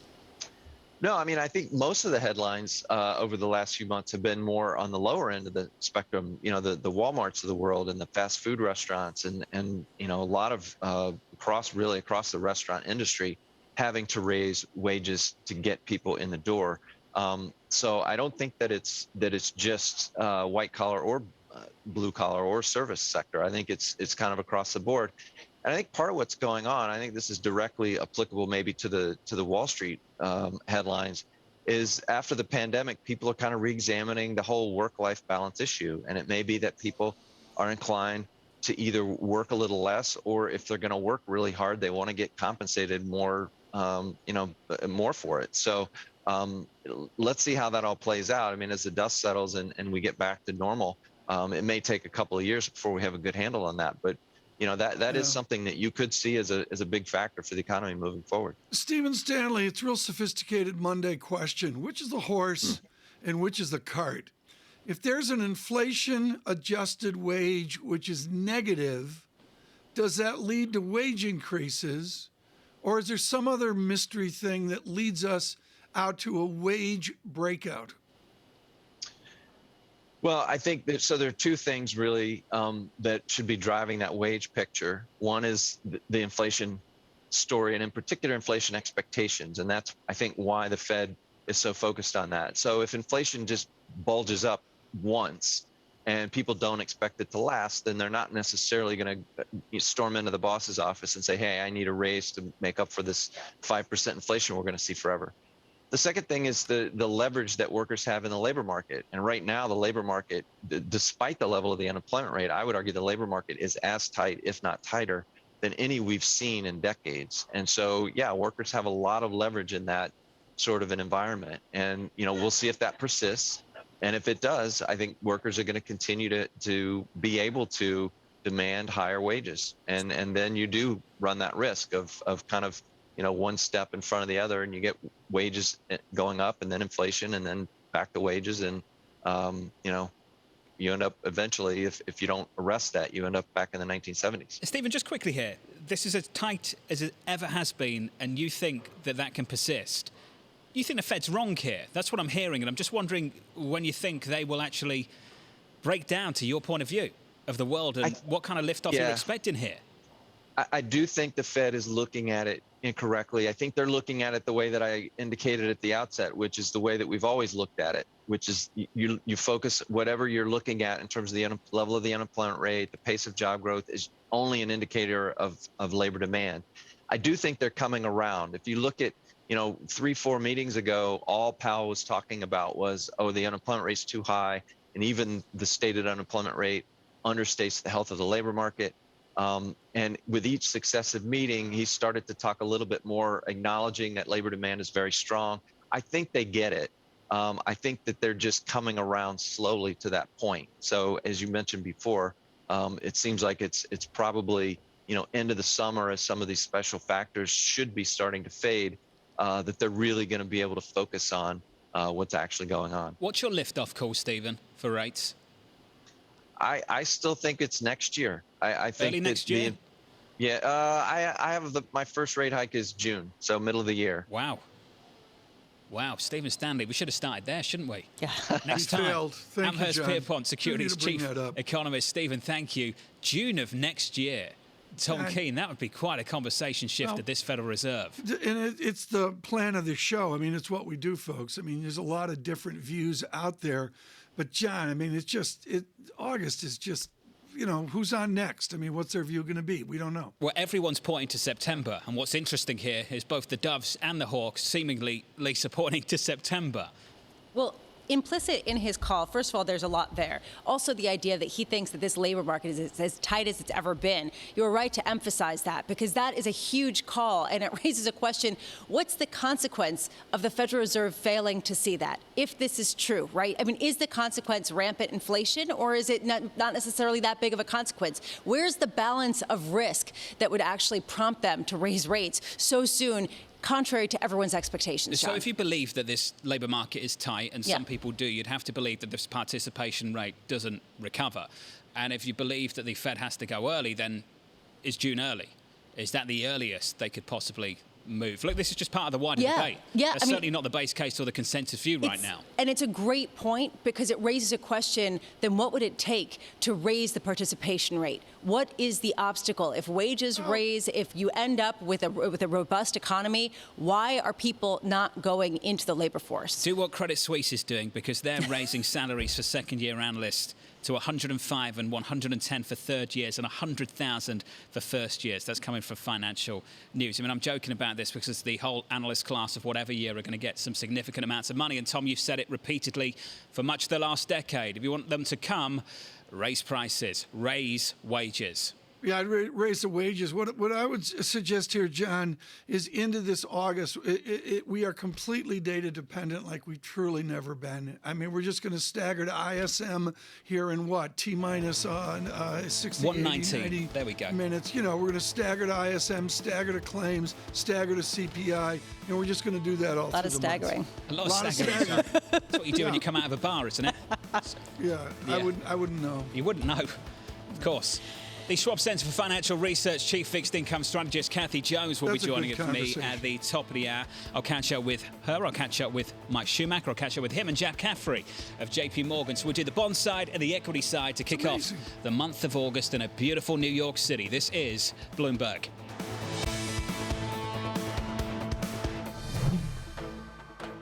With the First Word News, I'm Ritika Gupta. The U.S. Senate is on the verge of giving President Biden a big win. Lawmakers are heading towards passage this week of a $550 billion infrastructure bill. It would provide the biggest infusion of federal spending on public works in decades. The money would fund roads, water projects, the power grid, and a whole lot more. The bill would still need to be passed by the House, which won't take it up till next month.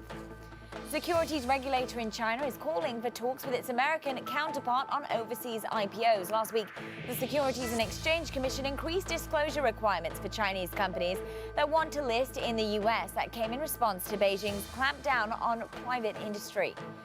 In Turkey, wildfires are raging for a sixth day near several of the country's biggest holiday beach destinations. At least 8 people have been killed, and a number of residents and tourists fled in small boats. Temperatures over 100 degrees and strong winds are making matters even worse.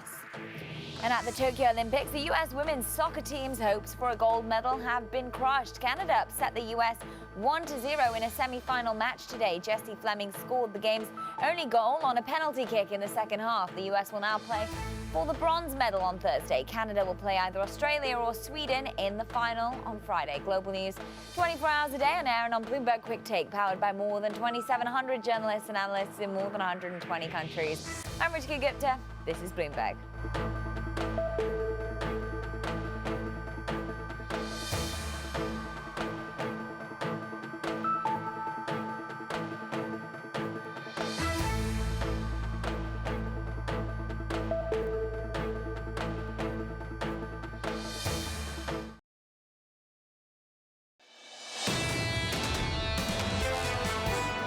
I'm very much encouraging all employees, all Americans, all people around the world to get vaccinated. I think it's very, very important. It is possible that we will come in with a vaccine mandate. We're certainly going to be very considerate about the best thing for all employees, but we haven't made a final decision yet. The gentleman from Visa, Al Kelly, their chairman and chief executive officer, managing the message for corporate America on vaccination and unvaccinated. We're looking here at markets up 15, Dow futures up 84, the VIX 18.61. Lisa Abramowicz and Tom Keene to get you to at 10 a.m. here in an hour and 8 minutes. We'll get that first data for August, the ISM data. Right now in the pandemic, and this is a joy, Katie Passaretti is with Atrium. They're Charlotte, North Carolina, and the greater health system, a very mixed and prosperous North Carolina. We're thrilled she could join us this morning. Katie, I'm not going to mince words. It's about zip codes down there. You line up 10, you line up 12 zip codes, and the spread is absolutely extraordinary that you and other health officials are going to do. Just across 5 zip codes, you go from 20% vaccinated up to 50 or so percent vaccinated. How do you motivate the unvaccinated? Yeah, so it's certainly tricky times, and vaccines are absolutely essential. We're seeing big upticks in number of cases, number of hospitalizations, and know that vaccines can prevent that surge. You know, it really is continuing to educate, continuing to have conversations with communities, and engaging peers in the community to have those conversations as well. Me as a physician, you know, some people respond to science and facts and things like that, but a lot of people respond to their next door neighbor or their family members. So making sure we're engaging those communities and having those discussions, addressing the local issues. It's the hard work of getting people vaccinated, but it's so necessary. Are they going to respond to people like the gentleman from Visa? Are they going to respond to publicly traded big corp America? Are they going to respond to middle business or small business to get vaccinated?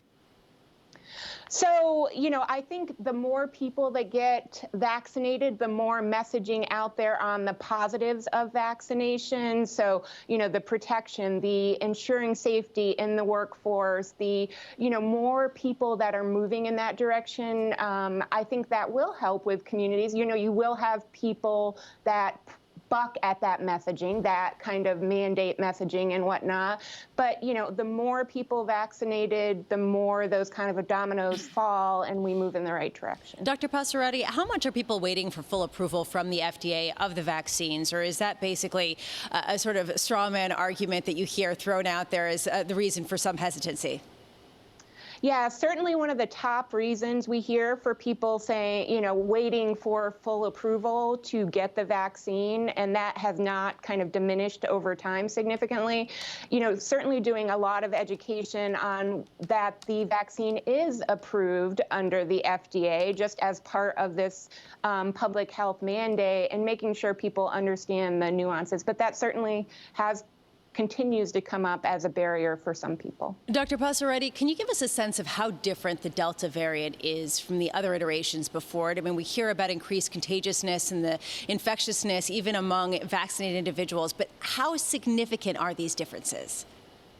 So very significant. You know, we know that Delta spreads to about 2 to 3 times more people. So one infected person, instead of infecting 2 to 3 unprotected people, impacts 6 to 8 people. So much more spread, higher amounts of virus in the body.